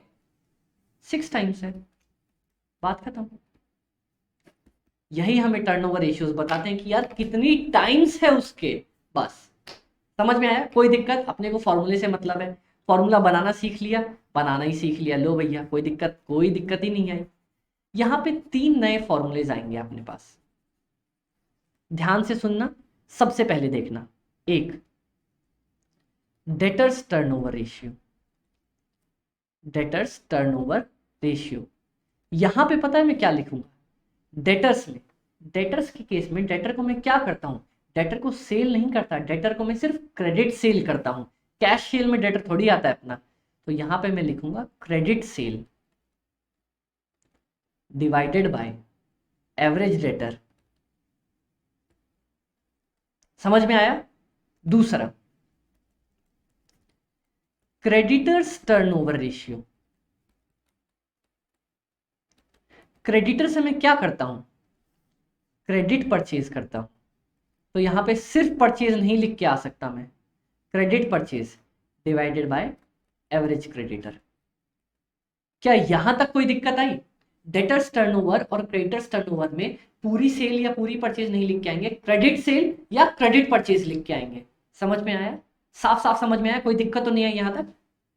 ठीक है, ये तो मेरे पास नए फॉर्मूले थे जो मैंने आपको लिखवाए। और raw material RM inventory ratio, RM का मेरा inventory ratio, RM inventory ratio में एक चीज नहीं आएगी, यहां पे आएगा RM consumed by average RM, raw material. ये 3 नए फॉर्मूले हैं टर्नओवर वाले में जो डिफरेंट है टर्नओवर से। अब आप बोलोगे अमित भाई रॉ मटेरियल कंज्यूम्ड कैसे निकलता है?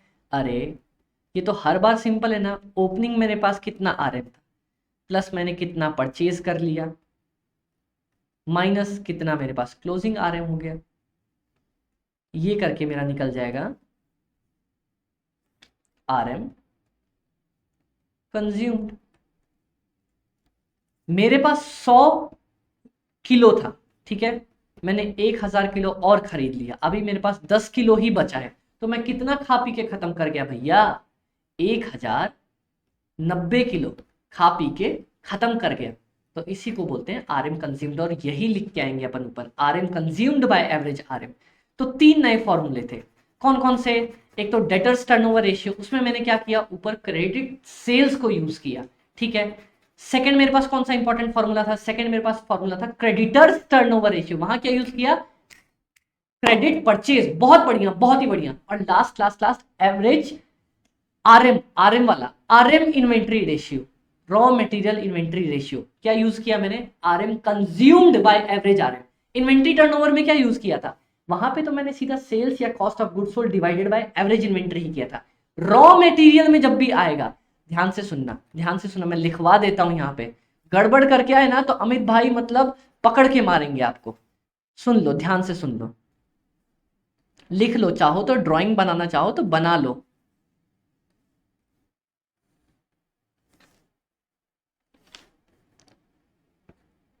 अगर अगर अगर अरे भैया, इन्वेंट्री टर्नओवर है, ठीक है, और रॉ मटेरियल इन्वेंट्री टर्नओवर है। टर्नओवर ऐसे लिखते हैं, टी बाय ओ। क्या एग्जाम में टी बाय ओ लिख के आ सकते हैं? हाँ, लिख के आ सकते हैं। इन्वेंट्री टर्नओवर में बताओ अमित भाई, आपने बोला है ना सेल्स या फिर COGS divided by average inventory, और यहां पे RM consumed, RM consumed divided by average RM. समझ में आ गया? डन। ये तीन नए फॉर्मूले थे, मैंने आपको तीनों तीनों तीनों तीनों तीसरा कहा गया, तीनों टिक करा दिया, बात खत्म। अब पता है इसी से ना एक नया फॉर्मूला ये लोग यहां पे बना रहे थे, डेटर्स टर्नओवर रेशियो निकला ना। अब बोलते हैं कि डेटर्स को अपन ने जो उधारी दी है ना, उधारी दी है वो कितने डेज की है। तो देखो क्रेडिट डेज कैसे निकलेगा पता है? कुछ मत करना, कुछ भी मत करना, 365 या फिर 360 क्वेश्चन में जैसा बोला होगा divided by debtors turnover ratio कर देना। मतलब मेरी बात सुनो, मतलब क्रेडिट डेज का मतलब ये हुआ कि यार मेरा जो उधार पैसा लगा रहता है ना डेटर्स के पास, वो कितने दिनों तक लगा हुआ रहता है। मान लो जैसे कि आज मैंने उसको सामान दिया है, तो वो मेरे को 2 महीने बाद पेमेंट कर रहा है, तो मतलब 2 महीने तक मेरा पैसा अटका हुआ रहता है। उससे पता चलता है अपना credit days. Credit days debtor के केस में और क्रेडिट डेज क्रेडिटर्स के केस में। यहां भी सिंपल एक चीज लिखूंगा, 360 या फिर 365 days divided by creditors turnover ratio. मतलब इसका मतलब क्या होता है? इसका मतलब कि सामने वाले मेरे को कितने टाइम तक उधारी दे के रखता है। मतलब मान लो मैंने आज क्रेडिटर से सामान खरीदा और मैं उसको 1 महीने बाद पेमेंट कर रहा हूं, मतलब 1 महीने तक मैं उसका पैसा रोक के रखता हूं, मतलब 1 महीने तक मेरे को उधारी मिलती है सामने वाले से। समझ में आया? और डेटर्स टर्नओवर रेशियो का क्या मतलब है? डेटर्स टर्नओवर रेशियो का मतलब है कि जो मेरा टोटल सेल्स है ना, जो टोटल मेरी क्रेडिट सेल है, क्रेडिट सेल मैंने जितनी भी करी है, वो मेरे एवरेज डेटर्स की कितनी पार्ट होल्ड करती है। मतलब कि जो मेरा टोटल क्रेडिट सेल्स है ना, उसमें से मेरा जो उधारी है वो कितने रुपए की है, कितने रुपए की उधारी चल रही है मेरी, कितनी टाइम्स उधारी चल रही है। बात खत्म। चलिए बहुत अच्छे, ठीक है। बस यहां पे कभी कभी 365 डेज की जगह एक और चीज लिख लो जो क्वेश्चन में दी है, कभी महीने भी बोल देगा तो 12 महीने, वीक भी बोल देगा तो 52 वीक्स, जैसा बोलेगा वैसा अपन यूज करके आ जाएंगे। ठीक है, कोई दिक्कत यहां तक इस वाले पॉइंट पे? 12 महीने बोल सकता है, डेज बोल सकता है, 52 वीक्स, कुछ भी बोल सकता है। कभी कभी 360 की जगह 365 भी यूज कर सकता है, तो वो क्वेश्चन साफ साफ बोलेगा कि यूज 365 डेज। ठीक है, अब मेरी बात सुनो, अब मेरी बात सुनो। अकाउंट्स रिसीवेबल, अकाउंट्स रिसीवेबल में ना डेटर्स भी आते हैं और बिल्स रिसीवेबल भी आते हैं। बिल्स रिसीवेबल क्या? अरे पढ़ के आए थे ना यार अपन, फाउंडेशन में नहीं पढ़ा? बिल्स रिसीवेबल मतलब वो सामने वाला बिल दे दे रहा है कि भैया ये लो मैं बिल काट के दे देता हूँ, 10 दिन बाद पेमेंट दे दूंगा, तो बिल्स रिसीवेबल भी ऐड होते हैं। तो इसी तरह से क्रेडिटर्स में क्रेडिटर्स भी ऐड होंगे और बिल्स पेबल भी ऐड होंगे। समझ में आया? कोई दिक्कत? कोई दिक्कत नहीं, कोई दिक्कत, कोई दिक्कत नहीं। चल, ये भी टाइम्स में निकलता है। एवरेज का मतलब होता है opening plus closing divided by 2। अगर कभी भी ओपनिंग क्लोजिंग दोनों दिया होगा तब मैं एवरेज का यूज करूंगा, वरना डायरेक्ट यूज करके आ जाऊंगा। और we can use both sales and cost of goods. देखो अमित भाई आपके लिए सब कुछ हाईलाइट करके पहले से ही दे देते हैं। मैं सेल्स भी यूज कर सकता हूँ, कॉस्ट ऑफ गुड्स सोल्ड भी। अगर आईसीआई ने कुछ नहीं दिया है ना, तो दोनों में से कोई जो मन यूज हो वो करके आ जाना एग्जाम में। ठीक है, डन। कोई दिक्कत यहां तक? कोई दिक्कत नहीं। इसका भी आंसर कैलकुलेटेड इन टाइम्स।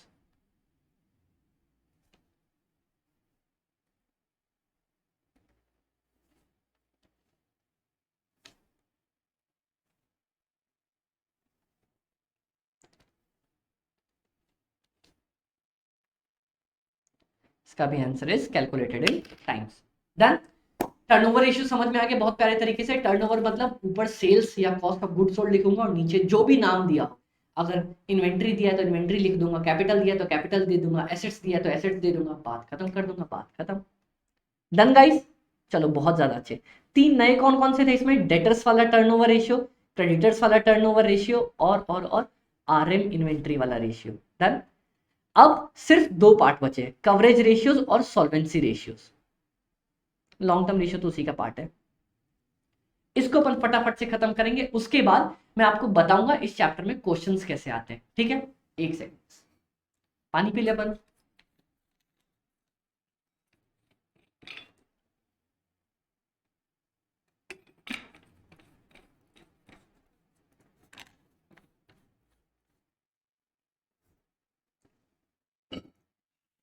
चलिए बहुत ज्यादा अच्छे। सेल्स के जो सॉरी टर्नओवर के जो तीन इंपॉर्टेंट नए रेशियोज थे डिफरेंट वाले, वो बता दिया ना मैंने आपको, बता दिया, बहुत अच्छे। डेटर्स में एवरेज अकाउंट्स रिसीवेबल में डेटर्स भी आते हैं, बिल्स रिसीवेबल भी आते हैं। ध्यान से सुना सुना। उसके बाद सिमिलरली हमारे पास पेबल्स में बिल्स पेबल भी आएगा और क्रेडिटर्स भी आएगा। Done done. चल, कवरेज रेशियोज। कवरेज रेशियोज ना, मतलब कवरेज रेशियोज बोलता है it simply asks us how much are we covered for the payments. Coverage ratio का मतलब होता है, नाम में ही मतलब छुपा है, मतलब मैंने सामने वाले को कितना कवर कर रखा है। अरे अमित भाई, कवरेज का मतलब कवर कर रखा मतलब नहीं समझ में आया, मेरी बात सुन। इनकम है मेरी 100 रुपए की, एक्सपेंस है मेरे 50 रुपए के, तो मैंने अपने एक्सपेंस को कितनी टाइम कवर कर रखा है?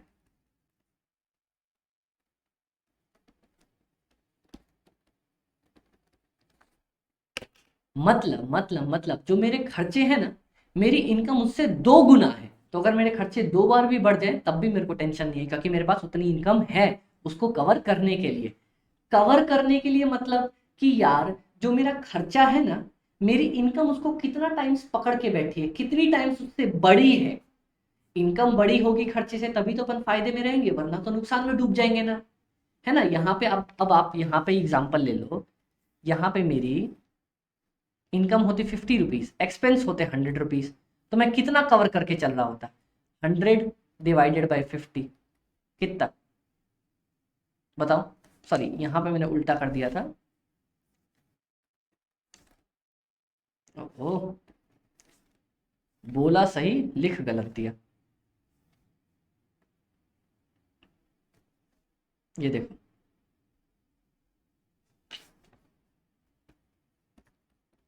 2 टाइम्स मैं 2 दफा उसको कवर करके चल रहा था। और यहाँ पे मैंने क्या किया है,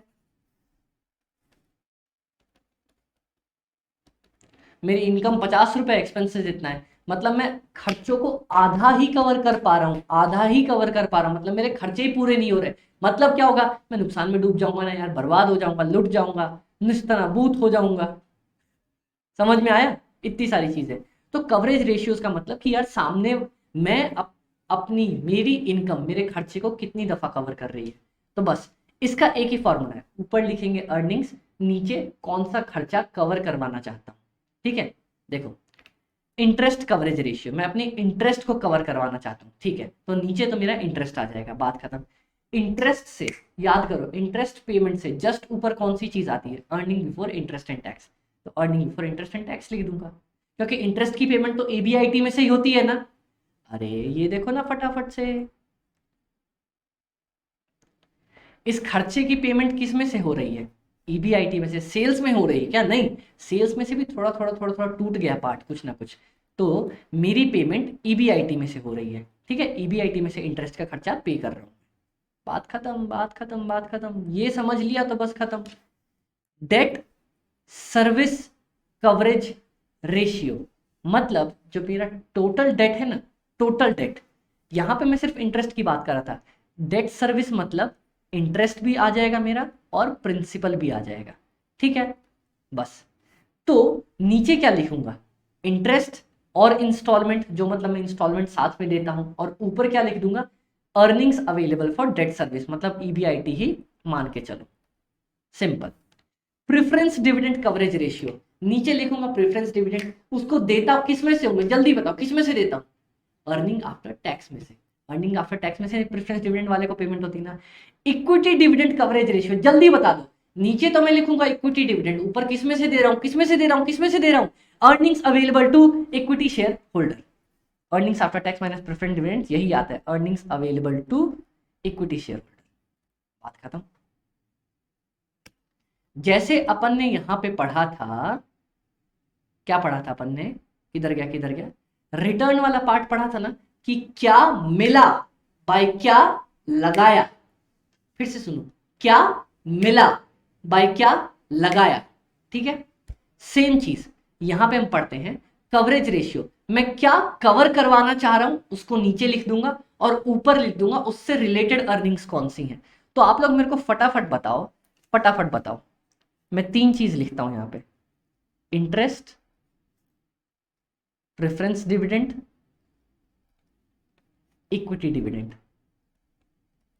कवरेज रेशियो की बात कर रहा हूं मैं, लो, coverage ratio, coverage ratio, coverage ratio, ठीक है। नीचे तो लिखता हूं कि मैं क्या कवर करवाना चाह रहा हूं, क्या कवर करवाना चाह रहा हूं मैं नीचे, जल्दी बताओ, इंटरेस्ट की पेमेंट। यहां क्या कवर करवाना चाह रहा हूं, प्रेफरेंस का डिविडेंड। यहां क्या कवर करवाना चाह रहा हूं, इक्विटी डिविडेंड। ऊपर क्या लिखूंगा, उससे रिलेटेड अर्निंग्स, इंटरेस्ट से रिलेटेड अर्निंग्स कौन सी होती है, इससे जस्ट ऊपर ईबीआईटी। प्रेफरेंस डिविडेंड किस में से मिलता है, अर्निंग आफ्टर टैक्स में से। इक्विटी डिविडेंड किस में से मिलता है, earning available to equity share holders. इसीलिए मैंने आपको सबसे पहले प्रॉफिट एंड लॉस स्टेटमेंट ही पढ़ाया था, क्योंकि उसी एक से टूटते टूटते टूटते टूटते टूटते सब कुछ बनता चला जाएगा। समझ में आया, समझ में आया हमारे पास कवरेज रेशियोज कैसे बना, ठीक है। अब कवरेज रेशियोज में ये देखो, ये तो आसानी से हो गया, ये आसानी से हो गया, ये आसानी से हो गया। Debt service coverage ratio, debt service coverage ratio मतलब पता है क्या, इंटरेस्ट प्लस इंस्टॉलमेंट, और कुछ नहीं, इंटरेस्ट प्लस प्रिंसिपल की इंस्टॉलमेंट। तो यहां पे सेम चीज लिखेंगे, प्लस इंस्टॉलमेंट डाल देंगे, बात खत्म। अब लास्ट मेरे पास बच रहा है fixed charges coverage ratio. Fixed charges coverage ना, मतलब मैं फिक्स्ड क्या क्या पेमेंट कर रहा हूं, वही सेम चीज, इंस्टॉलमेंट पे कर रहा हूं जो रीपेमेंट ऑफ लोन कर रहा हूं, plus plus plus interest, interest और रीपेमेंट ऑफ द लोन, और उसको देने के लिए मेरे पास क्या है, ईबीआईटी तो है ही, प्लस यहाँ पे डेप्रीशिएशन वाला पार्ट जोड़ दिया, क्योंकि डेप्रीशिएशन मेरा नॉन कैश एक्सपेंडिचर है, इसीलिए यहाँ पे डेप्रीशिएशन को भाई साहब ने जोड़ता चला, बस बात खत्म। ये देखो, interest plus repayment of loan, EBIT plus depreciation, बात खत्म। फिक्स्ड चार्जेस वाले के लिए, मतलब जो मैं फिक्स्ड चार्जेस दे रहा हूं ना, उसको मैं कैसे कवर कर रहा हूं, क्योंकि मेरा डेप्रीशिएशन नॉन कैश एक्सपेंडिचर है ना, इसीलिए सिर्फ यहां पे मैंने डेप्रीशिएशन को जोड़ा है। आज तक मैं डेप्रीशिएशन कहीं जोड़ के आया क्या, कहीं भी नहीं जोड़ के आया, यहां पे जोड़ूंगा, जोड़ दिया, बात खत्म। Divided by interest plus repayment of the loan, बात खत्म। कवरेज रेशियो सारे खत्म अपने। अब मेरे को फटाफट से एक बार बता दो, कवरेज रेशियोज का मतलब क्या होता है, क्या किसको कवर कर रहा है, ठीक है, समझ में आ गया, क्या किसको कवर कर रहा है। कैसे निकालते हैं, ऊपर लिखेंगे, पहले नीचे लिखेंगे मैं क्या कवर करवाना चाहता हूं, ऊपर क्या लिखूंगा, उससे रिलेटेड मेरी अर्निंग्स, बात खत्म। इसमें सिर्फ एक इंपॉर्टेंट था मेरे पास, कौन सा, फिक्स्ड चार्जेस कवरेज रेशियो, क्योंकि यहां पे मेरे पास डेप्रीशिएशन नया जुड़ गया था। Done, done. अब आते हैं सॉल्वेंसी रेशियोज। सॉल्वेंसी रेशियोज मतलब कि मैं अपने पैसे जो रिक्वायरमेंट है ना पे करने के लिए, मान लो अगर मेरे को किसी को पैसे देने हैं, तो क्या मैं दे सकता हूं, क्या शॉर्ट टर्म सॉल्वेंसी आती है, लॉन्ग टर्म सॉल्वेंसी आती है, ठीक है, कोई दिक्कत यहां तक नहीं। शॉर्ट टर्म सॉल्वेंसी तो बहुत ही ज्यादा आसान है, बहुत ज्यादा आसान है, 2 ही 3 फॉर्मूले हैं। लॉन्ग टर्म में और भी ज्यादा आसान है, जैसा बोलेगा वैसे का वैसे लिख के आएंगे, ठीक है। फटाफट से दिखाएंगे। Short term solvency, ability of the business to pay short term liabilities. अरे जो एक साल के अंदर अंदर मेरे को लाइबिलिटीज पे करनी है ना, वो मैं दे सकता हूँ या नहीं दे सकता हूँ। फटाफट से प्यारे से फॉर्मूले हैं इसके। करंट रेशियो, करंट रेशियो मतलब current assets divided by current liabilities. Important पता है इसमें क्या है? इंपॉर्टेंट है ये करंट एसेट्स की डिफिनीशन। इन्वेंट्री आएगी, आएगी, डेटर्स आएंगे, आएंगे, कैश और बैंक आएगा, आएगा, बिल्स रिसीवेबल आएगा, आएगा, loans and advances, short term वाले लोन्स एंड एडवांसेस आएंगे, डिपोजेबल इन्वेस्टमेंट, शॉर्ट टर्म इन्वेस्टमेंट्स और एनी अदर करंट एसेट्स। देखो मैं यहां पे आपको साफ साफ बता देता हूं, करंट एसेट्स में जो एक साल के अंदर अंदर अपने को जो रिसीव हो जाते हैं ना, उसको करंट एसेट्स बोलते हैं। जल्दी से बताओ। इन्वेंट्री आएगी क्योंकि मैं एक साल के अंदर अंदर बेचना चाहता हूं उसको। डेटर्स आएंगे, एक साल के अंदर अंदर मिल जाते मेरे को। बिल्स रिसीवेबल आएगा ही आएगा, कैश आएगा ही आएगा, बैंक आएगा ही आएगा, शॉर्ट टर्म लोन आ जाएगा। अगर शॉर्ट टर्म लिखा है तो शॉर्ट टर्म लोन आ जाएगा, बात खत्म। शॉर्ट टर्म इन्वेस्टमेंट आ जाएगी, बात खत्म। ये मेरे करंट एसेट्स में आ जाएंगे। सेम चीज उल्टा लेके चलो करंट लाइबिलिटीज के लिए। कौन कौन सी चीज आएगी? क्रेडिटर्स आएंगे, आएंगे, शॉर्ट टर्म लोन जो मैंने ले रखा है, यहां तो जो मैंने दे रखा था, यहां जो मैंने ले रखा है, बैंक ओवरड्राफ्ट आएगा, कैश क्रेडिट, कैश क्रेडिट भी मतलब जो उधार पे कभी कभी मैं उठा लेता हूं बैंक से, outstanding expenses, provision for taxation, proposed dividend, unclaimed dividend और एनी अदर करंट लाइबिलिटीज, ये सारे हमारे करंट लाइबिलिटीज के पार्ट फॉर्म हो जाएंगे, बात खत्म। सिर्फ इतना इंपॉर्टेंट याद रखना है। क्विक रेशियो में पता है क्या है? क्विक रेशियो में करंट एसेट्स ही आएंगे, लेकिन इन्वेंट्री नहीं आएगा, प्रीपेड एक्सपेंस नहीं आएगा, बात खत्म है अमित भाई। बस इतनी सी चीज। देखो करंट एसेट्स अपन ने ऊपर पढ़ा, सब कुछ आ गया। उसमें दो चीज मत लेना। कौन कौन से मत लेना? एक तो इन्वेंट्री मत लेना, एक प्रीपेड एक्सपेंस मत लेके चल, कोई दिक्कत नहीं। Divided by same current liabilities. Cash ratio, cash ratio उसी को और तोड़ देता है। यहां पे सिर्फ और सिर्फ कैश से मतलब है, cash plus marketable securities divided by current liabilities, simple. Cash देखो कैसे अपन ने तोड़ा। ऊपर मैंने सबसे पहले करंट एसेट्स में सब कुछ लिया, करंट एसेट्स में सारे करंट एसेट्स लिए, करंट रेशियो निकालने के लिए सारे करंट एसेट्स, सारी करंट लाइबिलिटीज। उसके बाद मैंने क्या किया? उसके बाद मैंने निकाला क्विक रेशियो। क्विक रेशियो में करंट लाइबिलिटीज वही थी, करंट एसेट्स में इन्वेंट्री नहीं लिया, इन्वेंट्री को नहीं लिया और प्रीपेड एक्सपेंस को नहीं लिया, माइनस कर दिया, ठीक है। अब उसके बाद में आया कैश रेशियो में। कैश रेशियो में सिर्फ मैंने दो चीज ली, तीन चीज, कैश लिया, बैंक लिया, मार्केटेबल सिक्योरिटीज, वो लिखा होगा क्वेश्चन में, मार्केटेबल सिक्योरिटीज, मार्केटेबल सिक्योरिटीज या करंट इन्वेस्टमेंट, जिसको मैं तुरंत बेच सकता हूं, मतलब आज अगर बेचना चाहूं ना, आज की आज बेच सकता हूं। तो करंट रेशियो मेरा थोड़ा सा कम लिक्विड होगा, क्विक रेशियो और जल्दी लिक्विड पैसे मिल जाएंगे, कैश रेशियो में और जल्दी पैसे मिल जाएंगे। समझ में आया? कोई दिक्कत नहीं। बेसिक डिफेंस इंटरवल, पता है बेसिक डिफेंस इंटरवल क्या बोलता है? बोलता है कि भाई मेरे रोज के खर्चे हैं, रोज के मान लो 10 रुपए के खर्चे हैं, ठीक है, और रोज के जो मेरे पास खर्चे हैं ना, वो कितने निकल के आ रहे हैं और मेरे पास, मैं उनको बैलेंस कर सकता हूं या नहीं कर सकता। ये देखो मेरे पास कैश है, बैंक है और मार्केटेबल सिक्योरिटीज है, ठीक है, मतलब मेरे पास टोटल इतना कैश रहता है, ठीक है, समझ में आ गया। अब मेरे रोज के खर्चे, ऑपरेटिंग एक्सपेंसेस, ये तो पूरे साल के हो गए, डिवाइडेड बाय 360। तो मेरे पास रोज के खर्चे बियर करने के लिए कितने दिन तक मैं बियर कर सकता हूं? मतलब मेरी बात सुनो, ध्यान से सुनना। कैश है मेरे पास 100 रुपए, एग्जाम्पल ले रहा हूं, बैंक है 200 रुपए और मार्केटेबल सिक्योरिटीज है 50 रुपए। चलो इसको भी 100 ही ले लेते ना यार, इसको 300 कर देता। लो टोटल कितने हो गए? 700 रुपए। डन। चल अब मेरी बात सुनो, मेरे पास टोटल ऑपरेटिंग एक्सपेंसेस मतलब पूरे साल के जो मुझे लगते हैं, वो लगते हैं 360 रुपए फॉर एग्जाम्पल। तो एक दिन के कितने लगेंगे? 1 day operating expenses is equal to 360 divided by 360, 3600 ले लेता हूं मैं यहाँ पे, 10 रुपए, ठीक है। टोटल ऑपरेटिंग एक्सपेंसेस है मेरे 3600 साल भर के। एक दिन का कितना लगेगा? एक दिन के डिवाइडेड बाय 360 10 रुपए लगते हैं। तो मैं कितने दिनों तक इसी इसी इसी कैश और बैलेंस के थ्रू जिंदा रह सकता हूं। 700 रुपए है मेरे पास, मुझे रोज के 10 रुपए चाहिए, मैं 70 दिन तक जिंदा रह सकता। इसको बोलते हैं basic defence interval. Basic defence interval मतलब मेरे पास जो पैसा है उससे मैं कितने दिनों तक रोज का खर्चा निकाल सकता हूं, इसको बोलते हैं बेसिक डिफेंस इंटरवल। समझ में आया? ये देखो, cash, bank, net receivables. Net receivables मतलब जो मेरे पास डेटर्स होते हैं। Marketable securities. नेट रिसीवेबल्स मतलब कि हमारे पास जितने भी डेटर्स है ना, उसको नेट कर दो, वो आ जाएगा हमारे पास।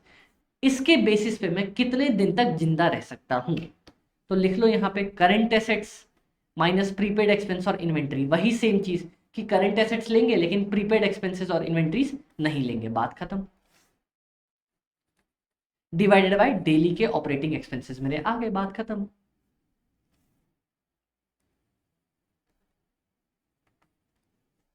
बेसिक डिफेंस इंटरवल मतलब मैं कितने दिनों तक अपने पास जिंदा रह सकता हूं रोज के खर्चे निकालने के लिए। ठीक है। डेली ऑपरेटिंग एक्सपेंसेस, इसका भी फॉर्मूला दिया है कि मैं रोज मेरे क्या क्या खर्चे होते हैं। COGS, selling, admin, general expense minus depreciation and non cash expenditure. मतलब अपन ने जो ऊपर ऑपरेटिंग एक्सपेंस पढ़ के आया था ना, सिंपल लिखो ना यार, ऑपरेटिंग एक्सपेंसेस अभी तो अपन ऊपर पढ़ के आया था। ऑपरेटिंग एक्सपेंसेस क्या क्या थे अपने? सीओजीएस प्लस ऑपरेटिंग एक्सपेंसेस, लेकिन माइनस कर देंगे डेप्रीशिएशन, क्योंकि डेप्रीशिएशन नॉन कैश एक्सपेंडिचर है, मेरे को कैश नहीं लगता इस पे। समझ में आया? Daily operating expenses, COGS plus operating expenses minus depreciation divided by number of days, बात खत्म। अब net working capital. Net working capital किसको बोलते हैं? Current assets minus current liabilities excluding short term bank borrowings. मतलब इसको नहीं लेंगे सिर्फ। तो अपने पास दो चीज आई, एक तो आता है वर्किंग कैपिटल। वर्किंग कैपिटल होता है current assets minus current liabilities. Net working capital होता है current assets minus current liabilities, लेकिन बैंक बोरोइंग को इंक्लूड नहीं करेंगे। तो इसका फॉर्मूला हो जाएगा, मैं इसका फॉर्मूला लिख दूं, current assets minus current liabilities, current liabilities में से माइनस कर दो बैंक बोरोइंग। ये इसका फॉर्मूला होता है। बस ये वाले थोड़े से नए फॉर्मूलेज आए जिसमें कुछ अपने को नया नहीं मिला, सिर्फ एक बेसिक फॉर्मूले से बढ़ते चले गए अपन। कौन कौन सा फॉर्मूला अपने पास? सबसे पहले आया कि हमारे पास करंट रेशियो किसको बोलते हैं? Current assets divided by current liabilities. ये तो बहुत बेसिक था। उसके बाद बोला क्विक रेशियो। क्विक रेशियो में करंट एसेट्स में से दो चीज माइनस करेंगे, बताओ कौन सी दो चीज? इन्वेंट्री और prepaid expense divided bye same current liabilities चल रहा था, बहुत अच्छे। उसके बाद आ गया कैश रेशियो। कैश रेशियो में तीन ही चीज ली, कैश लिया, बैंक लिया, मार्केटेबल इन्वेस्टमेंट्स लिया, divided by current liabilities. Done, बहुत अच्छे। उसके बाद अपने पास आया basic defence interval. Basic defence interval मतलब मैं कितने पैसे हैं मेरे पास और मैं कितने दिनों तक इन पैसे के बेसिस पे अपने रोज के खर्चे निकाल सकता हूं। तो सबसे पहले ऊपर पैसे लिखूंगा, कैसे लिखूंगा? Current assets minus inventory minus prepaid expense divided by daily operating expenses. Daily operating expenses कैसे निकलेंगे? Operating expenses divided by 360। और ऑपरेटिंग एक्सपेंसेस क्या होता है? ऊपर पढ़ के आया था, COGS plus admin plus selling plus distribution minus depreciation, क्योंकि ये कैश में डील करता है। डन क्या गाइस? डन। और नेट वर्किंग कैपिटल का निकाल ही लिया, current assets minus current liabilities minus bank borrowings, बात खत्म। अब मेरे पास सिर्फ एक ही चीज बच रहा है, लॉन्ग टर्म रेशियोज। की लॉन्ग टर्म रेशियोज कैसे निकलते हैं? यहां तक अपने को सब कुछ समझ में आया क्या, या कोई दिक्कत हुई? अपन ने एक एक चीज डिटेल में पढ़ी, कोई पॉइंट मिस नहीं किया, सबको तोड़ तोड़ के समझाया है।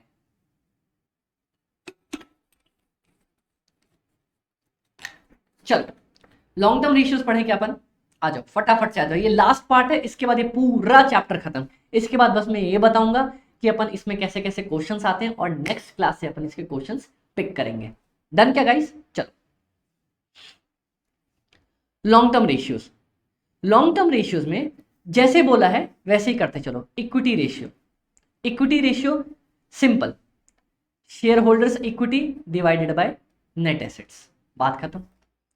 नेट एसेट्स मतलब क्या होता है? नेट एसेट्स मतलब total fix assets plus total current assets minus current liabilities, जिसको मैं एक और नाम दे सकता हूं, जल्दी से बता दो मेरे को, नेट वर्थ। याद आया? यही नेटवर्थ का फॉर्मूला नहीं था नेट एसेट्स का? Total fixed assets plus total current asset, total assets minus current liabilities आता था मेरा नेटवर्थ। नेट एसेट्स या फिर नेटवर्थ लिख दो नीचे, ये हो जाएगा मेरा इक्विटी रेशियो। डेट रेशियो क्या हो जाएगा? Total debts divided by net assets या net worth. Debt to equity ratio, debt ratio, debt by equity, बात करें, सिंपल था। इक्विटी रेशियो कैसे निकला? इक्विटी का रेशियो कैसे निकला? मतलब सिंपल सी बात है, मेरे टोटल कैपिटल में, समझो मेरी बात सुनो, मेरे पास जो टोटल कैपिटल है, नेटवर्थ नहीं यार, अरे अमित शर्मा गड़बड़ कर रहे हो तुम यहाँ पे, इसको बोलते हैं कैपिटल एम्प्लॉयड।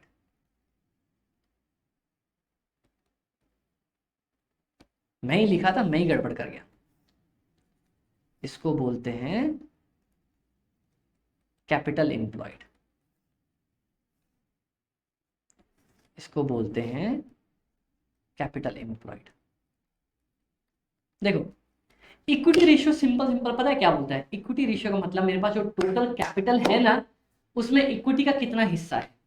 जैसे मान लो मेरे पास इक्विटी है 1 करोड़ और डेट है 2 करोड़, तो जल्दी से बताओ इक्विटी का कितना हिस्सा हुआ? 1/3.333%, ये हुआ ना, बस ये इसी को बोलते हैं इक्विटी रेशियो।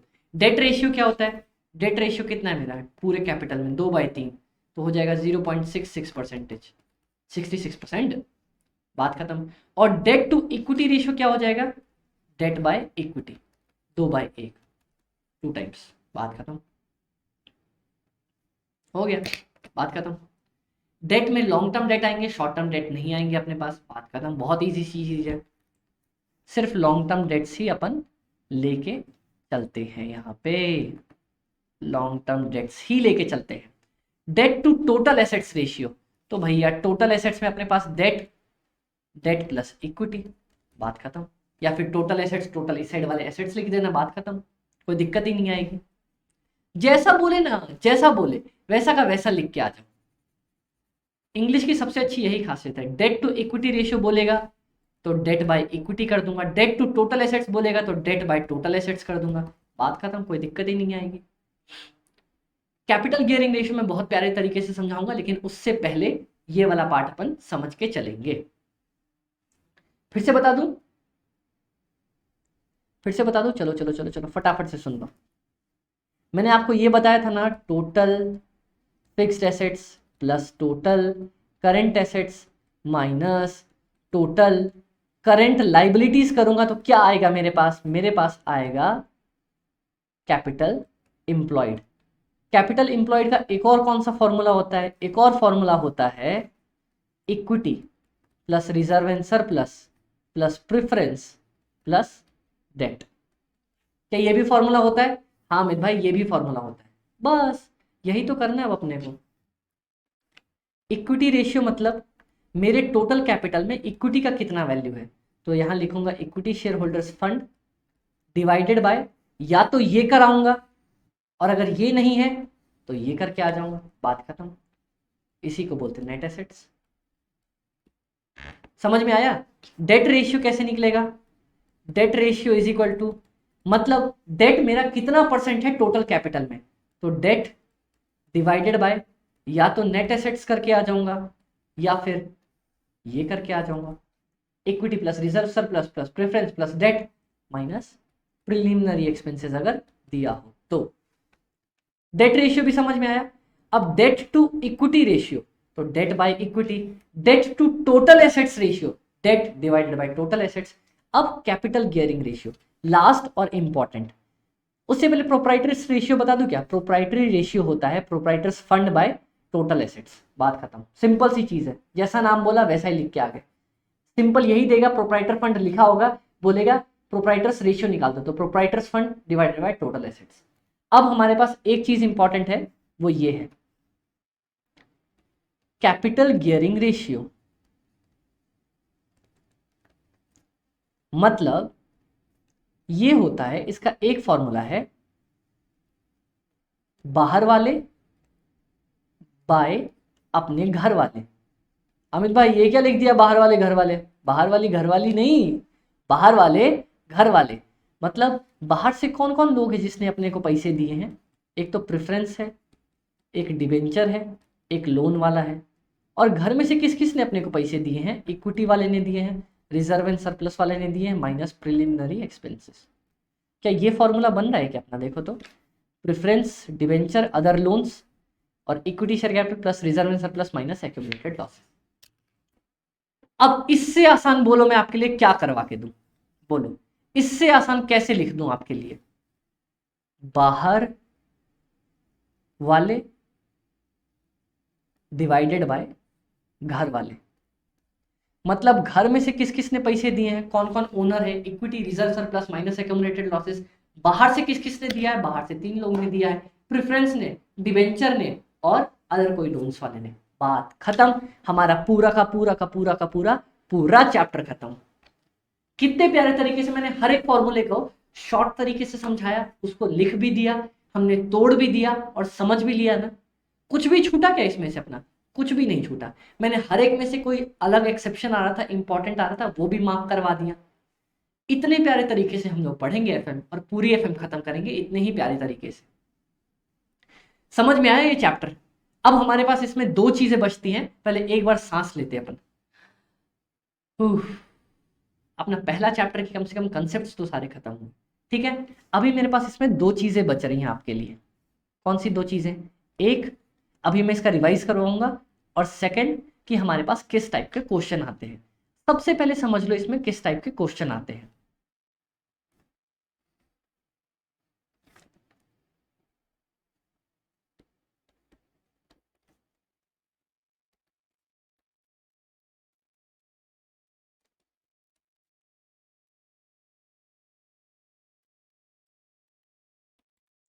सबसे पहले पता है क्या होगा? अपने पास डेटा दिया होगा, बोलेगा रेशियोज निकाल दो। ये सबसे आसान होता है रेशियोज कैलकुलेट करना। दूसरा, जो दोनों थोड़ी कॉम्प्लेक्स चीजें होती है, वो बोलता है कुछ रेशियोज दे देगा, 4-5 रेशियो दे देगा और थोड़ा सा डाटा दे देगा, 1 या 2, और बोलेगा उससे प्रॉफिट एंड लॉस बना के दिखाओ, बैलेंस शीट बना के दिखाओ। तो अपने को हर एक रेशियो को तोड़ के, जैसे मान लो अपने पास जीपी रेशियो दिया हुआ है, ठीक है, 20%, और मेरे को सेल्स दे दी मान लो 10 लाख। अब क्या मैं इससे जीपी फाइंड कर सकता हूं क्या? आसानी से फाइंड कर सकता हूं। कैसे? GP by sales into 100% is equal to 20% दिया हुआ है क्या मेरे पास? हाँ दिया हुआ है। GP divided by 10 lakh into 20/100 कर सकता हूं क्या? हाँ कर सकता हूं। अब GP is equal to 20/100 into 10 lakh, ये आ जाएगा मेरा 2 लाख। बात खत्म।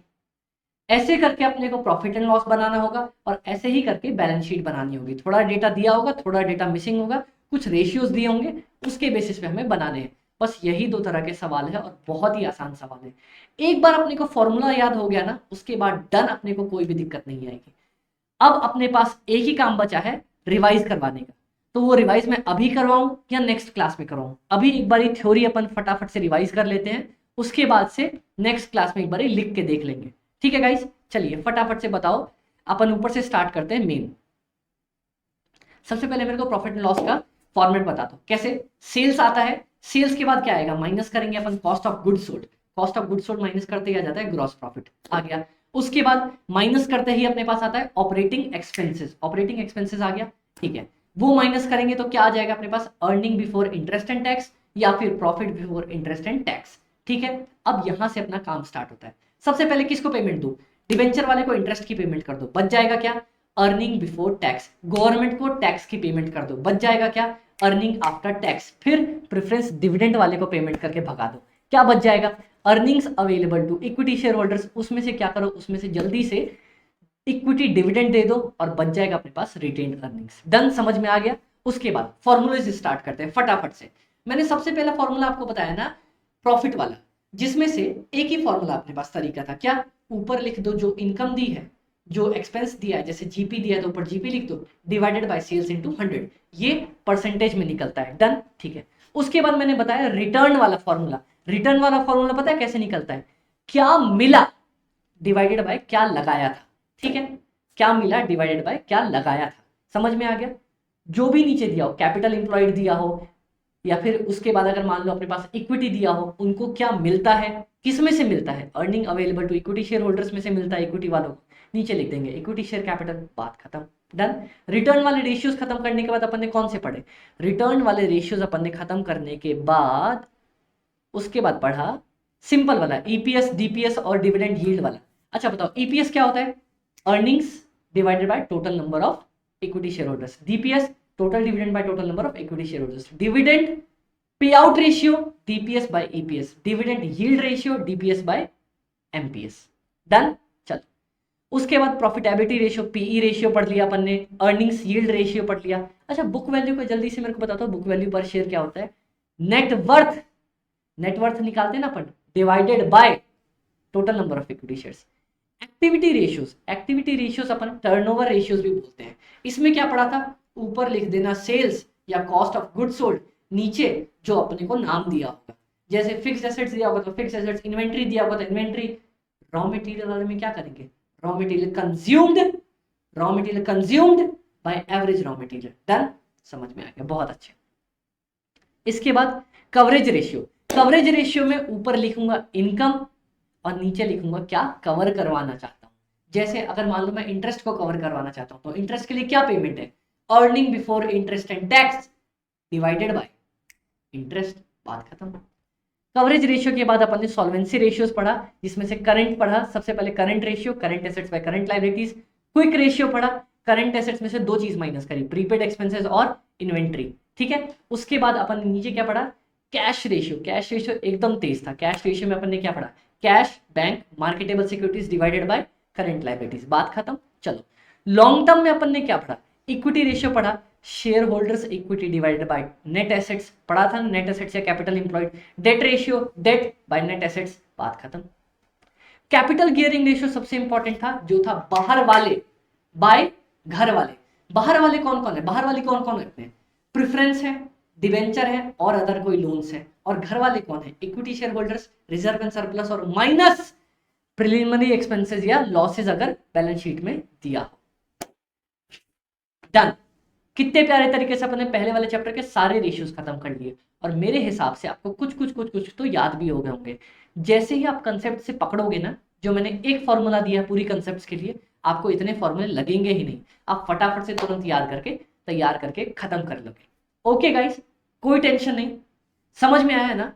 अब अपन नेक्स्ट क्लास में इसके क्वेश्चंस करेंगे और इस क्लास में अगर कोई भी दिक्कत आई हो या तेज लगा हो या कुछ भी हो तो आप बोलना, आपके अमित भाई नेक्स्ट क्लास में उसको उस हिसाब से एडजस्ट करके चलेंगे। क्योंकि अपना मेन मोटो तो यही है ना कि यार आपको समझ में आना चाहिए, अपने को तो समझ में आई गई ये चीजें।